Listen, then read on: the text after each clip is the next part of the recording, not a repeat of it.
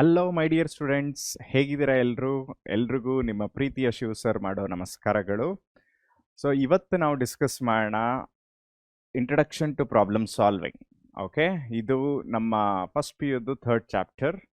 So ಈ ಚಾಪ್ಟರಿಂದ actually programming concept start ಆಗ್ತಾ ಹೋಗುತ್ತೆ. ಸೊ ಇಲ್ಲಿವರೆಗೂ ನಾವು ನೋಡಿದ್ದೇನು fundamentals of conceptual concepts in computer science. So ಈ ಒಂದು ಚಾಪ್ಟರ್ ನಮಗೆ ಪ್ಯೂರ್ ಪ್ರೋಗ್ರಾಮಿಂಗ್ ಅನ್ನೋದಕ್ಕಿಂತ ಪ್ರೋಗ್ರಾಮಿಂಗ್ ಕಲಿಯೋದಕ್ಕೆ ಏನೆಲ್ಲ ಬೇಕಾಗುತ್ತೆ ಅದನ್ನು ನಮಗೆ ಈ ಚಾಪ್ಟರ್ ತಿಳಿಸ್ಕೊಡುತ್ತೆ. ಸೊ ಕ್ಲಾಸ್ನ ಸ್ಟಾರ್ಟ್ ಮಾಡೋದಕ್ಕಿಂತ ಮುಂಚೆ ಬ್ಯಾಚಸ್ ಬಗ್ಗೆ ತಿಳ್ಕೊಳ್ಳೋಣ. ಸೊ ಇದು ನಿಮ್ಮ PW ಆ್ಯಪ್. ಸೊ ನೀವು ಯಾವುದೇ ಒಂದು ಬ್ಯಾಚ್ನ ಸರ್ಚ್ ಮಾಡಬೇಕಾದ್ರೂ ಸೊ ಇಲ್ಲಿ ಸರ್ಚ್ ವಿಂಡೋ ಅಂತ ಇದೆ. ಸೊ ಅಲ್ಲಿ ನೀವು ನಿಮ್ಮ ಬ್ಯಾಚಸ್ನ ಸರ್ಚ್ ಮಾಡ್ಬೋದು. ಸೊ ಅದಲ್ಲದೆ ಇಲ್ಲಿ ನೋಡಿ, ನೀವು ಬ್ಯಾಚಸ್ನ ಸರ್ಚ್ ಮಾಡ್ತಾ ಹೋದರೆ ಸಬ್ಜೆಕ್ಟ್ ವೈಸ್ ನಿಮ್ಗೆ ಅಲ್ಲೇ ಡಿಸ್ಕ್ರಿಪ್ಷನ್ ಸಿಗ್ತಾ ಹೋಗುತ್ತೆ.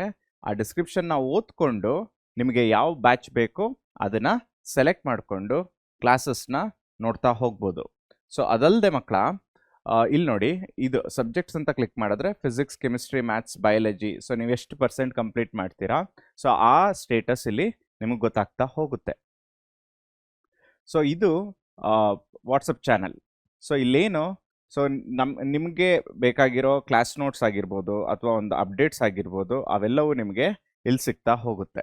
ಸೊ ಯಾವುದೇ ಒಂದು ಇನ್ಫಾರ್ಮೇಷನ್ ಆಗಿರ್ಬೋದು ತುಂಬ ಕ್ರಿಸ್ಟಲ್ ಕ್ಲಿಯರ್ ಆಗಿ ಈ ಒಂದು ಆ್ಯಪಲ್ಲಿ ಡಿಸ್ಪ್ಲೇ ಆಗಿರುತ್ತೆ. ಸೊ ಇವತ್ತಿನ ಕ್ಲಾಸಿಗೆ ಬರೋದಾದರೆ,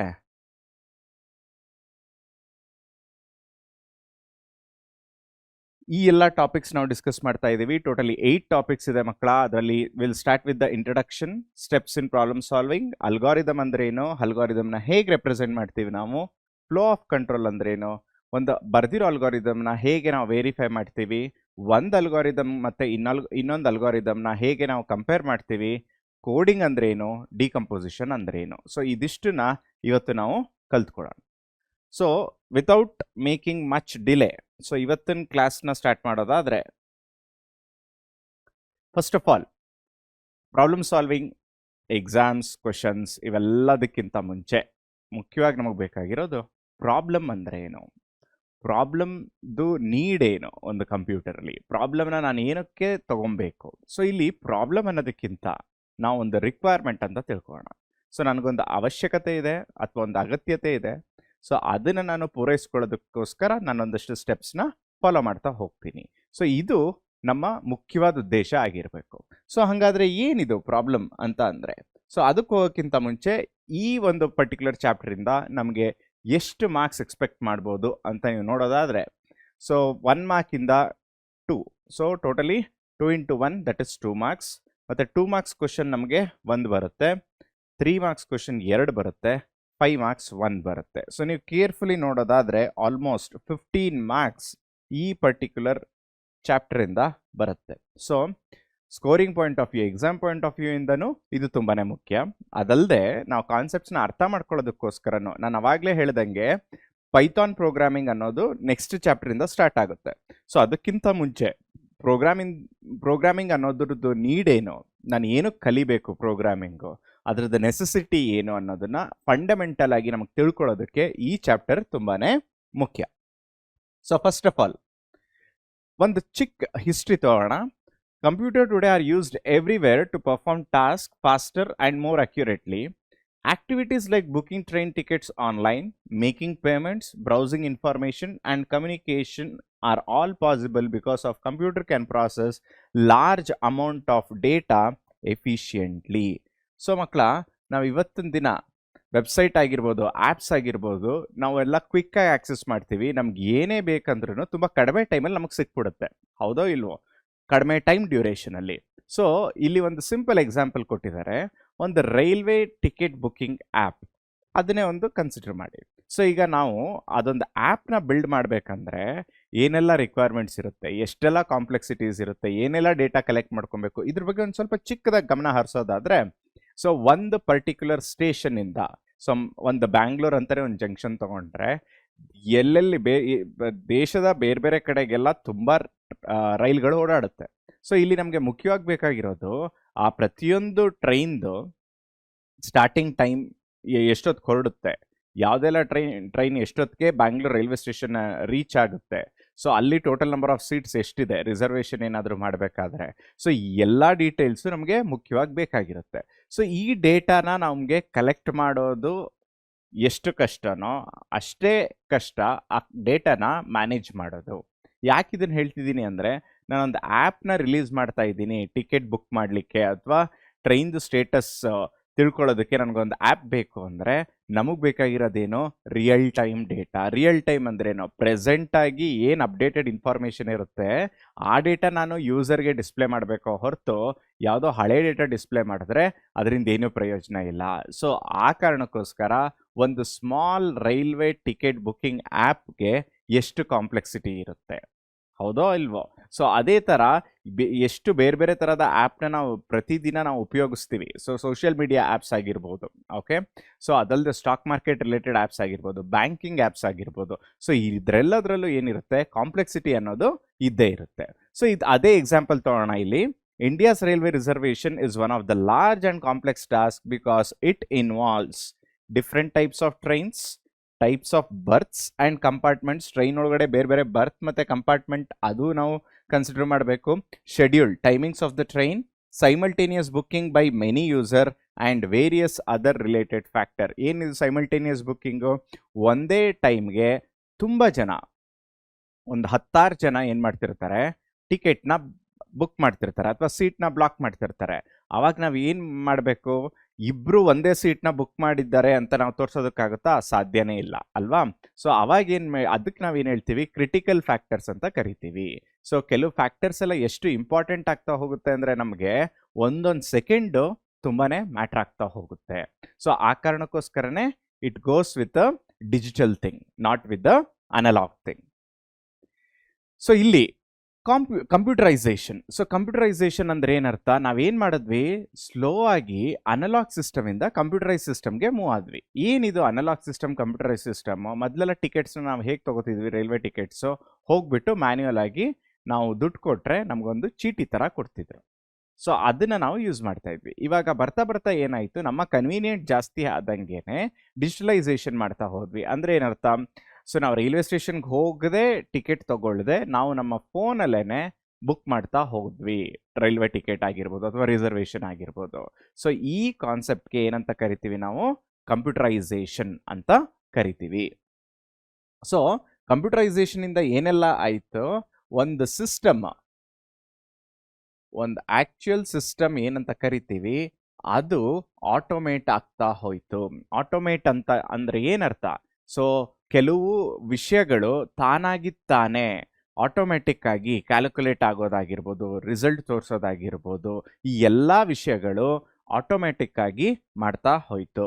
so with online booking tickets can be reserved any time from anywhere. So ಇದರಿಂದ ಏನಾಯಿತು, ಕನ್ವೀನಿಯನ್ಸ್ ಅನ್ನೋದು ಜಾಸ್ತಿ ಆಯ್ತಾ ಹೋಯಿತು. ಸೊ ಇದರೇ ನಾನು ಹೇಳಿದ್ದು. ಸೊ ಈ ಕಂಪ್ಯೂಟರೈಸೇಷನ್ ಜೊತೆಗೇನೆ ಪ್ರಾಬ್ಲಮ್ ಸಾಲ್ವಿಂಗ್ನ ಅವಶ್ಯಕತೆ ಏನು? Computers cannot solve on their own. They must be provided a clearly defined problem, an algorithm, and the program written in a programming language. So, ಒಬ್ಬ ಮನುಷ್ಯನಿಗೆ ಇನ್ಬಿಲ್ಟ್ ಇಂಟೆಲಿಜೆನ್ಸ್ ಅಂತ ಇರುತ್ತೆ. ಆದರೆ ಕಂಪ್ಯೂಟರ್ ಅನ್ನೋದೇನು ಮಕ್ಕಳ, ಬೇಸಿಕಲಿ ಅದು ಒಂದು ಮಷೀನ್ ಇದ್ದಂಗೆ.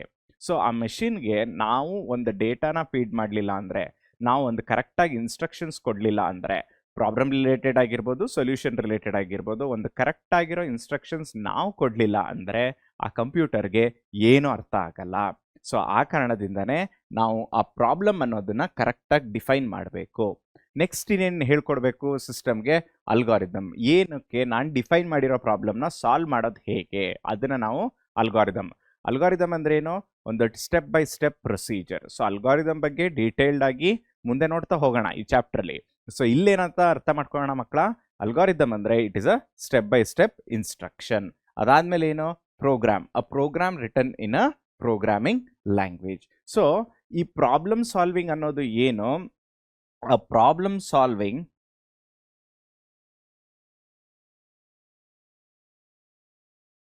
Is a procedure. ಅಥವಾ ಏನಂತ ಕರಿಬೋದು, ಇದನ್ನ ಪ್ರೋಟೋಕಾಲ್ ಅಂತನಾದರೂ ಕರಿಬೋದು. ಸೊ ನೀವು ಈ ಪ್ರಾಬ್ಲಮ್ ಸಾಲ್ವಿಂಗ್ ನ ಇನ್ವಾಲ್ವ್ ಮಾಡ್ಕೊತಿದ್ದೀರಾ, ಪ್ರಾಬ್ಲಮ್ ಸಾಲ್ವಿಂಗ್ ನ ಫಾಲೋ ಮಾಡ್ತಿದ್ದೀರಾ ಅಂದ್ರೆ ಅದಕ್ಕೆ ಅದರದೇ ಆದಂತ ಒಂದು ರೂಲ್ಸ್ ಇರುತ್ತೆ ಅಥವಾ ಒಂದು ಪ್ರೊಸೀಜರ್ ಇರುತ್ತೆ. ಸೊ ಅದನ್ನ ನಾವು ಫಾಲೋ ಮಾಡ್ತಾ ಹೋಗ್ಬೇಕು. ಅರ್ಥ ಆಗ್ತಿದೆ ಅನ್ಕೋತೀನಿ ಮಕ್ಕಳ. ನಿಮ್ಗೆ ಏನೇ ಡೌಟ್ ಇದ್ರೂ ಸಹ ನನಗೆ ಕಮೆಂಟ್ ಸೆಕ್ಷನ್ ಅಲ್ಲಿ ತಿಳಿಸ್ಕೊಡಿ. ನಿಮ್ಮ ಫೀಡ್ಬ್ಯಾಕ್ ತುಂಬಾನೇ ಇಂಪಾರ್ಟೆಂಟ್. ಅದು ಬರೀ ನಿಮಗೆ ಬೆನಿಫಿಟ್ ಆಗಲ್ಲ, ನಿಮ್ಮ ಥರ ಡೌಟ್ಸ್ ಇರೋ ಸುಮಾರು ಮಕ್ಳಿಗೂ ಬೆನಿಫಿಟ್ ಆಗುತ್ತೆ. ಅದಲ್ಲದೆ ನನ್ನ ಇಂಪ್ರೂವ್ಮೆಂಟ್ಗೂ ಹೆಲ್ಪ್ ಆಗ್ತಾ ಹೋಗುತ್ತೆ. ಸೊ ಈ ಪ್ರಾಬ್ಲಮ್ ಸಾಲ್ವಿಂಗ್ ಅಲ್ಲಿ ಏನೆಲ್ಲ ಇದೆ, what are the contents that is present in problem solving ಅಂತ ನೋಡೋದಾದ್ರೆ, identification of the problem.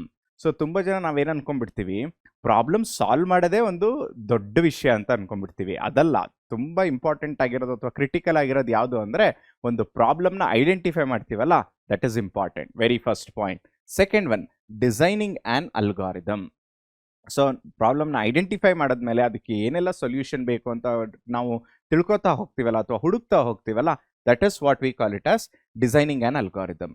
The next one is implementing it as a computer program. So already design ಆಗಿರೋ ಅಲ್ಗಾರಿದಮ್ನ ಒಂದು ಕಂಪ್ಯೂಟರ್ ಅರ್ಥ ಆಗೋ ಭಾಷೆಯಲ್ಲಿ ನಾವು ಕನ್ವರ್ಟ್ ಮಾಡ್ತೀವಲ್ಲ, ಅದನ್ನ ನಾವೇನು ಹೇಳ್ತೀವಿ, implementing it as a computer program. What are the steps that is involved in problem solving? So ಇದು one of the important question ಅಂತ ಹೇಳ್ಬೋದು ಮಕ್ಕಳ. ಸೊ ಐದರ್ 5 ಮಾರ್ಕ್ಸ್ ಆಗಿರ್ಬೋದು.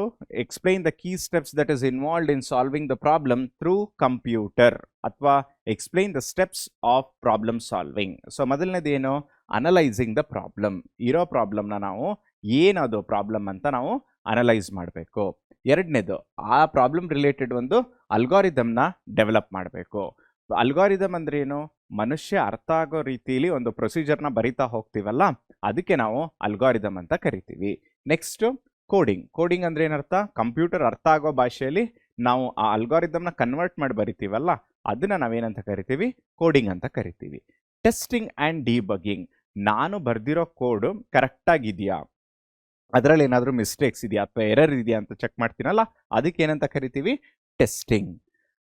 ಟೆಸ್ಟ್ ಮಾಡೋದು, ಚೆಕ್ ಮಾಡೋದು ಅಥವಾ ವೆರಿಫೈ ಮಾಡೋದು, ಇವು ಮೂರು ಎಲ್ಲಿ ಬರುತ್ತೆ, testing. Check, verify and test. So debugging ಅಂದ್ರೆ ಏನು, the process of correcting the error. ಇದಕ್ಕೇನಂತ ಕರಿತೀವಿ ನಾವು, ಡಿಬಗ್ಗಿಂಗ್ ಅಂತ ಕರಿತೀವಿ.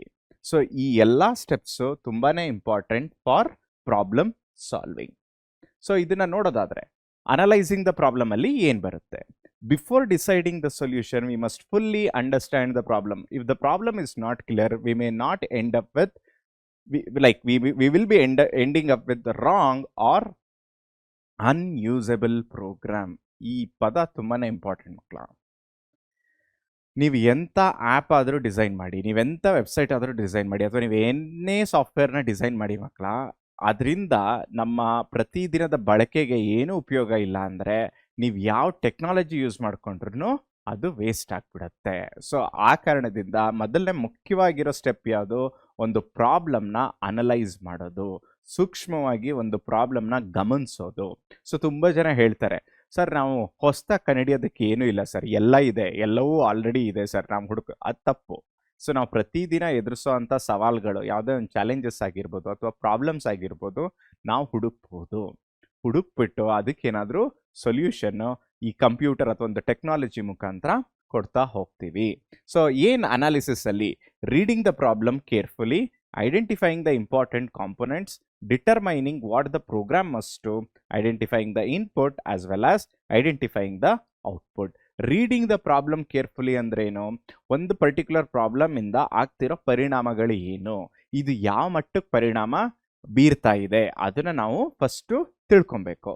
ಐಡೆಂಟಿಫೈಯಿಂಗ್ ದ ಇಂಪಾರ್ಟೆಂಟ್ ಕಾಂಪೊನೆಂಟ್ಸ್ ಅಂದ್ರೆ ಏನು, ಸೊ ಆ ಪರಿಣಾಮ ಆಗ್ತಿದೆ, ಅದರಿಂದ ಏನೆಲ್ಲ ತೊಂದರೆಗಳು ಅಥವಾ ಸವಾಲುಗಳಾಗ್ತಿದೆ, ಆ ಇಂಪ್ಯಾಕ್ಟ್ನ ನಾವು ತಿಳ್ಕೊತಾ ಹೋಗ್ತೀವಿ. ಸೊ ನಾನು ಕಂಡುಹಿಡಿಯುವಂಥ ಸೊಲ್ಯೂಷನ್ನು ಏನು ಮಾಡ್ತಾ ಇದೆ, ಅದೇ ನಮ್ಮ third step, determining what the program must do. So ನಾವು ಇದಿಷ್ಟು ಮಾಡಿದ್ಮೇಲೆ ಎರಡು ಇಂಪಾರ್ಟೆಂಟ್ ಥಿಂಗ್ ಬರುತ್ತೆ. Identifying the input required. ನಾನು ಈ ಪ್ರಾಬ್ಲಮ್ನ ಸಾಲ್ವ್ ಮಾಡಬೇಕಾದ್ರೆ ನಾನು ಒಂದಷ್ಟು ಇನ್ಪುಟ್ ಕೊಡ್ತಾ ಹೋಗ್ಬೇಕಲ್ವಾ, ಆ ಇನ್ಪುಟ್ ಯಾವ ರೀತಿಲಿ ಇರಬೇಕು, ಆ ಇನ್ಪುಟ್ನ ಅವಶ್ಯಕತೆ ಏನು ಅದನ್ನ ನಾವು ತಿಳ್ಕೊಬೇಕು. ಅದ್ರ ಜೊತೆಗೆ identifying the output that must be produced. So input ಅಷ್ಟೇ ಅಲ್ಲ, ಔಟ್ಪುಟ್ ಸಹ ನಾವು ತಿಳ್ಕೊಬೇಕು ಯಾವ ರೂಪದಲ್ಲಿ ಬರುತ್ತೆ. ಸೆಕೆಂಡ್ ಸ್ಟೆಪ್ ಬಂದು ಏನು, ಡೆವಲಪಿಂಗ್ ಆನ್ ಅಲ್ಗಾರಿದಮ್. ಸೊ ನಾವು ಯಾವುದೇ ಒಂದು ಕಂಪ್ಯೂಟರ್ ಪ್ರೋಗ್ರಾಮ್ ಡೈರೆಕ್ಟಾಗಿ ಇಂಪ್ಲಿಮೆಂಟ್ ಮಾಡೋದಕ್ಕಿಂತ ಮುಂಚೆ ಒಂದು ಬ್ಲೂ ಪ್ರಿಂಟ್ ಥರ ನಮಗೆ, ನಾನೊಬ್ಬ ಪ್ರೋಗ್ರಾಮರ್ ಆಗಿ ನನಗೆ ಒಂದು ಕ್ಲಾರಿಟಿ ಬರೋದಕ್ಕೋಸ್ಕರ ಅಲ್ಗಾರಿದಮ್ ಅಂತ ನಾವು ಡಿಸೈನ್ ಮಾಡ್ಕೊಬೇಕು. ಸೊ ಅಲ್ಗಾರಿದಮ್ ಅನ್ನೋದೇನು, it is the solution that must be designed before writing the program. So ಈ ಪರ್ಟಿಕ್ಯುಲರ್ ಅಲ್ಗಾರಿದಮ್ ಹೇಗೆ ಬರ್ದಿರಬೇಕು, ಅಲ್ಗಾರಿದಮ್ನ ಏನಂತ ಕರಿತೀವಿ, ಇಟ್ ಇಸ್ ದ ಸೊಲ್ಯೂಷನ್ ಅಲ್ವಾ. The solution can be written in a natural language called an algorithm. ಏನಿದು natural language ಅಂದರೆ, ಒಬ್ಬ ಸಾಮಾನ್ಯ ಮನುಷ್ಯರು ಒಬ್ಬರ ಜೊತೆ ಇನ್ನೊಬ್ರು ಮಾತಾಡ್ತಾರಲ್ಲ, ಅದನ್ನ ನಾವು ನ್ಯಾಚುರಲ್ ಲ್ಯಾಂಗ್ವೇಜ್ ಅಂತ ಕರಿತೀವಿ. ಸೊ ಅದೇ ರೀತಿಲಿ ನಾವು ಅಲ್ಗಾರಿದಮ್ನ ಬರಿತಾ ಹೋಗಬೇಕು. ಸೊ ಅದನ್ನ ಏನಂತ ಕರಿತೀವಿ, algorithm is just like a recipe. So ನಾವೇನಾದರೂ ಒಂದು ಅಡಿಗೆ ಮಾಡಬೇಕಾದ್ರೆ ಅಡಿಗೆ ಮಾಡೋದಕ್ಕೆ ಒಂದು ವಿಧಾನ ಅಂತ ಇರುತ್ತೆ ಅಲ್ವಾ. ಸೊ ಅದೇ ಇಲ್ಲಿ ನಮ್ಗೆ ಅರ್ಥ ಆಗೋದಕ್ಕೆ ಇಲ್ಲಿ ಹೇಳಿರೋದು. ಸೊ ಏನದು ರೆಸಿಪಿ ಅಂದರೆ, ಒಂದಷ್ಟು ಸೀಕ್ವೆನ್ಸ್ ಅಥವಾ ಸೆಟ್ ಆಫ್ ಸ್ಟೆಪ್ಸ್ ಅಂತ ಇರುತ್ತೆ, ನಾವು ಅದೇ ಥರ ಫಾಲೋ ಮಾಡ್ಕೊಂಡು ಹೋದರೆ ಸಾಕು. So the process of building ಅಥವಾ the process of having this sequence step is called as an algorithm. And so ಈ ಅಲ್ಗಾರಿದಮ್ ಡೆವಲಪ್ಮೆಂಟ್ ಪ್ರಾಸೆಸ್ಸಲ್ಲಿ ಏನೆಲ್ಲ ಇದೆ, you have to begin with tentative solution. Tentative ಅಂದರೆ ಏನರ್ಥ ಮಕ್ಕಳ, ದಟ್ ಇಸ್ ಟೆಂಪರರಿ, ಅಥವಾ ಆ ಪರ್ಟಿಕ್ಯುಲರ್ ಇನ್ಸ್ಟೆಂಟ್ ಆಫ್ ಟೈಮ್ಗೆ ಏನೋ ಒಂದು ಡೆವಲಪ್ ಮಾಡ್ತೀವಲ್ಲ, which is not confirm, that is what we call it as tentative. So ನಾವು ಟೆಂಟೇಟಿವ್ ಸೊಲ್ಯೂಷನ್ ಏನು ಬಿಲ್ಡ್ ಮಾಡಿರ್ತೀವಿ ಅದನ್ನ ರೀಫೈನ್ ಮಾಡ್ತಾ ಹೋಗ್ತೀವಿ. So what is the meaning of refinement, ಏನಾದ್ರು ಚೇಂಜಸ್ ಇತ್ತು ಅಂದರೆ ಚೇಂಜಸ್ ಅನ್ನೋದಕ್ಕಿಂತ ಇಂಪ್ರೂವ್ ಮಾಡ್ತಾ ಹೋಗ್ತೀವಿ. ಅದ್ರ ಜೊತೆಗೆ ensure all the cases and requirements R covered. So ನಾವು ಇನಿಷಿಯಲಿ ಪ್ರಾಬ್ಲಮ್ಗೆ ಸೊಲ್ಯೂಷನ್ ಕೊಡಬೇಕಾದ್ರೆ ಏನೆಲ್ಲ ಸ್ಟೆಪ್ಸ್ ಇದೆಯೋ, ಏನೆಲ್ಲ ಕವರ್ ಮಾಡಬೇಕು ಅಂದ್ಕೊಂಡಿದ್ವೋ ಅದೆಲ್ಲವೂ ಕವರ್ ಮಾಡಿದೀವ ಅಂತ ತಿಳ್ಕೊಬೇಕು. Finalise the best possible algorithm. So ನಾವು ರೀಫೈನ್ ಮಾಡ್ತಿರ್ಬೇಕಾದ್ರೆ ನಮ್ಮ ಹತ್ರ ಒಂದು ಅಲ್ಗಾರಿದಮ್ ಇರಲ್ಲ, ಬೇರೆ ಬೇರೆ ರೀತಿಯ ಅಲ್ಗಾರಿದಮ್, ಒಂದೇ ಪ್ರಾಬ್ಲಮ್ಮು ಒಂದೇ ಥರ ಸೊಲ್ಯೂಷನ್, ಆದರೆ ಸೊಲ್ಯೂಷನ್ನ ಅಚೀವ್ ಮಾಡೋದಕ್ಕೆ ಬೇರೆ ಬೇರೆ ಸೆಟ್ ಆಫ್ ಪ್ರೊಸೀಜರ್ಸ್ ಅಥವಾ ಸೀಕ್ವೆನ್ಸಸ್ ಆಫ್ ಅಲ್ಗಾರಿದಮ್ನ ಬರ್ದಿರ್ತೀವಿ. ಸೊ ಒಂದು 3ರಿಂದ 4 ಸೀಕ್ವೆನ್ಸಸ್ ಇದೆ ಅಂದರೆ ಅದರಲ್ಲಿ ಬೆಸ್ಟ್ ಯಾವುದು ಅಂತ ನಾವು ಕಂಡುಹಿಡ್ಕೊಬೇಕು. ಅದೇ finalising the best possible algorithm. The next one is coding. So algorithm ಒಂದ್ಸಲ ಫೈನಲೈಸ್ ಆದಮೇಲೆ ಏನು ಮಾಡ್ತೀವಿ, writing the algorithm in a syntax understood by computer. ಇದು ಮುಖ್ಯ. ಸೊ ನಾವು ಅಲ್ಗಾರಿದಮ್ ಡಿಸೈನ್ ಮಾಡ್ತಿರೋದು ಯಾರಿಗೆ ಅರ್ಥ ಆಗೋ ಹಾಗೆ, ಹ್ಯೂಮನ್ ಬೀಯಿಂಗ್ಸ್ಗೆ ಅರ್ಥ ಆಗೋ ಹಾಗೆ. ಕೋಡಿಂಗ್ ಏನಕ್ಕೆ ಮಾಡಬೇಕು, ನಾವು ಏನೇ ಸೊಲ್ಯೂಷನ್ ಕಂಡುಹಿಡಿದ್ರು ಅದು ಸ್ವತಃ ನಾವೇ ಇಂಪ್ಲಿಮೆಂಟ್ ಮಾಡ್ತಿದ್ದೀವ, ಇಲ್ಲ ಕಂಪ್ಯೂಟರ್ ಹತ್ರ ಇಂಪ್ಲಿಮೆಂಟ್ ಮಾಡಿಸ್ತಿದ್ದೀವಿ. ಕಂಪ್ಯೂಟರ್ ಹತ್ರನೇ ಯಾಕೆ ಇಂಪ್ಲಿಮೆಂಟ್ ಮಾಡಿಸ್ಬೇಕು, ನಾನೇ ಮಾಡ್ಬೋದಲ್ವಾ. ನೋಡಿ, ಕಂಪ್ಯೂಟರ್ ಹತ್ರ ನಾವು ಮಾಡಿಸ್ತಾ ಇದ್ದರೆ ಅಡ್ವಾಂಟೇಜ್ ಏನು, ರಿಪೀಟೆಡ್ ಟಾಸ್ಕ್ನ ಅದು ಕ್ವಿಕ್ಕಾಗಿ ಮಾಡುತ್ತೆ. ಆಮೇಲೆ ಹ್ಯೂಮನ್ ಬೀಯಿಂಗ್ಸು ಮಾಡೋ ಕೆಲಸದ ಫಾಸ್ಟ್ನೆಸ್ ತುಂಬ ಕಡಿಮೆ, ಕಂಪ್ಯೂಟರ್ ಫಾಸ್ಟಾಗಿ ಮಾಡುತ್ತೆ. ಸೊ ಈ 2 ಕಾರಣದಿಂದ ನಾವು ಕಂಪ್ಯೂಟರ್ ಹತ್ರ ಮಾಡಿಸ್ತಿದ್ದೀವಿ. Using high level languages like Python, C++, Java. So ಈ ಕೋಡಿಂಗ್ ನಾವು ಬಿಲ್ಡ್ ಮಾಡೋದು ಹೇಗೆ, ಈ ಪ್ರೋಗ್ರಾಮಿಂಗ್ ಲ್ಯಾಂಗ್ವೇಜಸ್ನ ಯೂಸ್ ಮಾಡಿಕೊಂಡು. ಸೊ ನಾವು ಏನೇ ಪ್ರೋಗ್ರಾಮಿಂಗ್ ಮಾಡಿದ್ರು ಅದು ಪ್ರಾಪರಾಗಿ ಡಾಕ್ಯುಮೆಂಟ್ ಆಗಿರಬೇಕು. ಯಾಕಂದರೆ ನಾವು ಫ್ಯೂಚರಲ್ಲಿ ಅದನ್ನು ರಿಫೈನ್ ಮಾಡ್ಬೋದು, ಮಾಡಿಫೈ ಮಾಡ್ಬೋದು ನಮ್ಮ ಅವಶ್ಯಕತೆಗೆ ತಕ್ಕಂತೆ. ಸೊ ಈಗ ನೀವು ನೋಡಿರ್ಬೋದು, ಒಂದು ಆಪರೇಟಿಂಗ್ ಸಿಸ್ಟಮ್ ಅಂತಾನೆ ಕನ್ಸಿಡರ್ ಮಾಡಿದ್ರೆ ಯಾವುದೆಲ್ಲ ವರ್ಷನ್ಸ್ ಆಫ್ ಆಪರೇಟಿಂಗ್ ಸಿಸ್ಟಮ್ ಇದೆ. ಮೊದಲು ವಿಂಡೋಸ್ XP ಅಂತ ಇತ್ತು, ಆಮೇಲೆ ವಿಂಡೋಸ್ 7 ಅಂತ ಬಂತು, ವಿಂಡೋಸ್ 10 ಇದೆ, ಇವಾಗ ವಿಂಡೋಸ್ 11. ಸೊ ಇವೆಲ್ಲ ಏನು, ರೀಫೈನ್ಮೆಂಟ್. ಸೊ ನಾವು all of a sudden Windows 11 ಇದು one of the powerful operating system, ಇದ್ರ ಹಿಂದೆ ಬಂದಿದ್ದ ಆಪರೇಟಿಂಗ್ ಸಿಸ್ಟಮ್ ಎಲ್ಲ ಅಷ್ಟು ಚೆನ್ನಾಗಿಲ್ಲ ಅಂತ ಹೇಳೋದಕ್ಕಾಗಲ್ಲ. ಸೊ ಹಿಂದೆ ಏನೆಲ್ಲ ರೀಫೈನ್ಮೆಂಟ್ ಆಯಿತೋ ಆ ಕಾರಣದಿಂದನೇ ಇವತ್ತು ನಮ್ಮ ಹತ್ರ ಒಂದು ಒಳ್ಳೆ ಆಪರೇಟಿಂಗ್ ಸಿಸ್ಟಮ್ ನಾವು ಯೂಸ್ ಮಾಡ್ತಿರೋದು. ಸೊ ಅದನ್ನು ನಾವೇನಂತ ಕರಿತೀವಿ, revisited, understood and modified. Upgradation ಆಗ್ತಾ ಹೋಗುತ್ತೆ. ನೆಕ್ಸ್ಟ್ ಏನು, ಟೆಸ್ಟಿಂಗ್ ಆ್ಯಂಡ್ ಡಿಬಗ್ಗಿಂಗ್. ನಾನು ಮೊದಲೇ ಹೇಳ್ದಂಗೆ ನಾವೇನೆಲ್ಲ ಕೋಡ್ ಬರೆದಿರ್ತೀವೋ ಅದನ್ನು ಟೆಸ್ಟ್ ಮಾಡಬೇಕು. ನಾವೇನಾದರೂ ಟೆಸ್ಟ್ ಮಾಡದೆ ಡೈರೆಕ್ಟಾಗಿ ಇಂಪ್ಲಿಮೆಂಟ್ ಮಾಡಿದ್ರೆ ಏನಾಗ್ಬಿಡುತ್ತೆ, ರಿಯಲ್ ಟೈಮಲ್ಲಿ ನಾನು ನಿಜವಾಗ್ಲೂ ಟ್ರಾನ್ಸಾಕ್ಟ್ ಮಾಡಬೇಕಾದ್ರೆ ಕೆಲವು ಎರರ್ಸ್ ಆಗುತ್ತೆ. ಇದಕ್ಕೊಂದು ಸಿಂಪಲ್ ಎಕ್ಸಾಂಪಲ್ ಕೊಡ್ತೀನಿ. ಸೊ ನಾವೆಲ್ಲ U P I app use ಮಾಡ್ತಿದ್ದೀವಿ ಅಲ್ವಾ, U P I unified payment interface ಅಂತ ಕರಿತೀವಿ. ಏನು ಮಾಡ್ತೀವಿ, ಸೊ ಅದೊಂದು ಆ ಒಂದು ಮೀಡಿಯಮ್ನ ಬಳಸ್ಕೊಂಡು ನಾವು ಮನಿ ಟ್ರಾನ್ಸ್ಫರ್ಸ್ ಮಾಡ್ತೀವಿ. ಸೊ ಬೇರೆ ಬೇರೆ ರೀತಿಲಿ ಈಗ ನಾವು ಬೇರೊಬ್ರಿಗೆ ಒಂದು ಮನಿ ದುಡ್ಡನ್ನ ಕಳಿಸ್ಬೇಕು ಅಥವಾ ದುಡ್ಡನ್ನ ಪಡ್ಕೊಬೇಕು ಅಂದರೂ ಆ್ಯಪ್ನ ಯೂಸ್ ಮಾಡ್ತೀವಿ, ಅಥವಾ ನಾವೆಲ್ಲ ಶಾಪಿಂಗ್ ಹೋದಾಗಲೂ ಅವ್ರಿಗೆ ದುಡ್ಡು ಟ್ರಾನ್ಸ್ಫರ್ ಮಾಡ್ಬೇಕಂದ್ರೂ ನಾವು ಈ ಆ್ಯಪ್ನ ಯೂಸ್ ಮಾಡ್ತೀವಿ. ಸೊ ನಾವೇನಾದರೂ ಟೆಸ್ಟ್ ಮಾಡಿದೆ ಡೈರೆಕ್ಟಾಗಿ ಒಂದು ಆ್ಯಪ್ನ ಬಿಲ್ಡ್ ಮಾಡಿ ಲಾಂಚ್ ಮಾಡ್ತೀವಿ ಅಂದ್ಕೊಳ್ಳಿ, ಆವಾಗ ಏನಾಗ್ಬಿಡುತ್ತೆ, ಇದು ಮನಿ ರಿಲೇಟೆಡ್ ಆಗಿರೋದ್ರಿಂದ ತುಂಬಾ ಕ್ರೂಷಿಯಲ್. ಈಗ ನಾನು 10 ಅಂತ ಬರೀ ಟೈಪ್ ಮಾಡಿಬಿಟ್ಟು ಸೆಂಡ್ ಅಂತ ಕೊಡ್ತೀನಿ, 10 rupees ಅಂತ. 10 rupees ಬದಲು 100 rupees ಡಿಡಕ್ಟ್ ಆದರೆ ಆಗೋ ಚಾನ್ಸಸ್ ಇರುತ್ತೋ ಇಲ್ವೋ? ಹೌದು. ಹೇಗೆ, ಯಾಕಾಗುತ್ತೆ ಇದು ಅಂದರೆ ನಾವು ಟೆಸ್ಟಿಂಗ್ ಕರೆಕ್ಟಾಗಿ ಮಾಡಬೇಕು. 1 ಸಲ ಅಲ್ಲ, 10 ಸಲ ಅಲ್ಲ, ಒಂದು 100 ಸಲನಾದರೂ ಟೆಸ್ಟಿಂಗ್ ಪದೇ ಪದೇ ಸ್ಟೆಪ್ಸ್ನ ರಿಪೀಟ್ ಮಾಡಿ ಕರೆಕ್ಟಾಗಿ ಅದು ಆಗ್ತಿದೆಯಾ, ಪ್ರಾಸೆಸ್ ಆಗ್ತಿದೆಯಾ ಅಂತ ಚೆಕ್ ಮಾಡಬೇಕು. ಸೊ ಆ ಕಾರಣಕ್ಕೆ ಟೆಸ್ಟಿಂಗ್ ಇಂಪಾರ್ಟೆಂಟ್. ಮೊದಲನೇದೇನು, ನಾವು ಇನಿಷಿಯಲಿ ಡಿಫೈನ್ ಮಾಡಿರ್ತೀವಲ್ಲ ಸೊಲ್ಯೂಷನ್, ಈ ಸಾಫ್ಟ್ವೇರ್ ಯೂಸ್ ಮಾಡೋದ್ರಿಂದ ಅಥವಾ ಈ ಪರ್ಟಿಕ್ಯುಲರ್ ಆ್ಯಪ್ನ ಯೂಸ್ ಮಾಡೋದ್ರಿಂದ ಒಬ್ಬ ಎಂಡ್ ಯೂಸರ್ ಆದವನಿಗೆ ಕೆಲವು ಸೊಲ್ಯೂಷನ್ನ ನಾವು ಪ್ರೊವೈಡ್ ಮಾಡ್ತೀವಿ ಅಥವಾ ಕೆಲವು ರಿಕ್ವೈರ್ಮೆಂಟ್ಸ್ನ ಈ ಸಾಫ್ಟ್ವೇರ್ ಫುಲ್ಫಿಲ್ ಮಾಡುತ್ತೆ ಅಂತ ನಾವು ಲಿಸ್ಟ್ ಮಾಡ್ಕೊಂಡಿರ್ತೀವಲ್ಲ, ಆ ರಿಕ್ವೈರ್ಮೆಂಟ್ ಮೀಟ್ ಆಗಿದೆಯೋ ಇಲ್ವೋ ಚೆಕ್ ಮಾಡಬೇಕು. ರೆಸ್ಪಾನ್ಸ್ ವಿತ್ ಅಕ್ಸೆಪ್ಟಬಲ್ ಟೈಮ್, ಇದು ಎರಡನೇದು ಇಂಪಾರ್ಟೆಂಟ್ ಥಿಂಗು. ನೀವು ನೋಡಿರ್ಬೋದು, ನಮ್ಮದು ಒಂದು ಚಿಕ್ಕ ಗೂಗಲ್ ಕ್ರೋಮ್ ವೆಬ್ ಪೇಜ್ ಅಥವಾ ಯಾವುದೇ ಒಂದು ವೆಬ್ ಪೇಜ್ ಅಥವಾ ವೆಬ್ಸೈಟು ಲೋಡ್ ಆಗೋದು ಒಂದು 10 seconds ಲೇಟ್ ಆದರೆ ನಾವು ತುಂಬ ಫ್ರಸ್ಟ್ರೇಟ್ ಆಗಿಬಿಡ್ತೀವಿ. ಹೌದೋ ಇಲ್ವೋ ಮಕ್ಕಳ? ಸೊ ಯಾಕೆ ಇಷ್ಟು ಲೇಟ್ ಆಗ್ತಿದೆ, ಇಂಟರ್ನೆಟ್ ಕನೆಕ್ಟ್ ಆಗಿಲ್ವಾ, ಕಂಪ್ಯೂಟರ್ ಸ್ಲೋ ಆಗಿದೆಯಾ, ಈ ಥರ ಏನೇನೋ ಯೋಚನೆ ಬಂದ್ಬಿಡುತ್ತೆ. ಯಾಕಂದರೆ ನಾವು ಯಾವುದಕ್ಕೆ ಅಡ್ಜಸ್ಟ್ ಆಗಿಬಿಟ್ಟಿದ್ದೀವಿ ಅಂದರೆ, ನಾನು ಏನೇ ಇನ್ಸ್ಟ್ರಕ್ಷನ್ಸ್ ಕೊಟ್ಟರು ಕಂಪ್ಯೂಟರ್ ಕ್ವಿಕ್ಕಾಗಿ ರೆಸ್ಪಾಂಡ್ ಮಾಡಬೇಕು, ಕಂಪ್ಯೂಟರ್ ಇರೋದೇ ಬೇಗ ರೆಸ್ಪಾಂಡ್ ಮಾಡೋದಕ್ಕೆ. ಸೊ ಅದೇ ಥರ ನಾನು ಬಿಲ್ಡ್ ಮಾಡೋ ಸೊಲ್ಯೂಷನ್ ಅಥವಾ ಕೋಡ್ ಆಗಿರ್ಬೋದು, ಅದು ಫಾಸ್ಟಾಗಿ ನನಗೆ ರೆಸ್ಪಾಂಡ್ ಮಾಡುತ್ತಾ ಅದನ್ನು ನಾವು ಚೆಕ್ ಮಾಡ್ಕೊಬೇಕು. And it produces the correct output for all the input. So ನಾನು ಏನೋ ಒಂದು ಇನ್ಪುಟ್ ಕೊಟ್ಟು ಅದು ಇನ್ನೊಂದು ಔಟ್ಪುಟ್ ಕೊಟ್ಟರೆ ನಾವು ಎಂಥ ಕೋಡ್ ಬರೆದ್ರೂ ಅದು ವೇಸ್ಟೇ. ಸೊ ನಾನು ಅವಾಗಲೇ ಹೇಳಿದ್ನಲ್ಲ, ನಾನು 10 ರೂಪಾಯಿ ಸೆಂಡ್ ಮಾಡಬೇಕು ಅಂತ 10 ಅಂತ ಟೈಪ್ ಮಾಡ್ಬಿಟ್ಟು ಸೆಂಡ್ ಅಂತ ಕೊಟ್ಟರೆ 10 ರೂಪಾಯಿ ಬದಲು 100 ರೂಪಾಯಿ ಡಿಡಕ್ಟ್ ಆದರೆ ನಿಮ್ಮ ಬ್ಯಾಂಕ್ ಅಕೌಂಟಿಂದ ನಾವು ಮುಂದೆ ಆ ಆ್ಯಪ್ನ ಉಪಯೋಗಿಸ್ತೀವ, ಅನ್ಇನ್ಸ್ಟಾಲ್ ಮಾಡ್ತೀವಿ ಅಲ್ವಾ? ಸೊ ಅದೇ ಥರ ನಾನು ಏನು ಇನ್ಪುಟ್ ಕೊಟ್ಟಿರ್ತೀನೋ ಅದೇ ಪ್ರಕಾರ ಔಟ್ಪುಟ್ ಬರ್ತಾ ಹೋಗಬೇಕು. ಸೊ ಎರರ್ಸ್ ಅಂತ ಅಂದರೆ ಎರರ್ಸ್ ಏನಕ್ಕಾಗುತ್ತೆ, what is the cause of errors? So errors ಆಗೋದು 2 ಕಾರಣಕ್ಕೆ. ಸೊ ಅಥವಾ 2 ಥರ ಎರರ್ ಅಂತಾನೆ ನಾವು ಇಟ್ಕೊಬೋದು, 2 ರೀಸನ್ಸ್ಗೆ. ಸೊ ಅದನ್ನು ನಾವು 2 ಥರ ಡಿವೈಡ್ ಮಾಡಿದ್ದೀವಿ. ಒಂದು syntax error, the second one is logical error. Syntax ಅಂದ್ರೇನು? ಪ್ರೋಗ್ರಾಮಿಂಗ್ ಲ್ಯಾಂಗ್ವೇಜ್ನ ನಾವು ಡೆವಲಪ್ ಮಾಡಬೇಕಾದ್ರೆ ಅದಕ್ಕೆ ಅದರದೇ ಆದಂಥ ಒಂದಷ್ಟು ರೂಲ್ಸ್ ಆ್ಯಂಡ್ ರೆಗ್ಯುಲೇಷನ್ಸ್ ಇದೆ.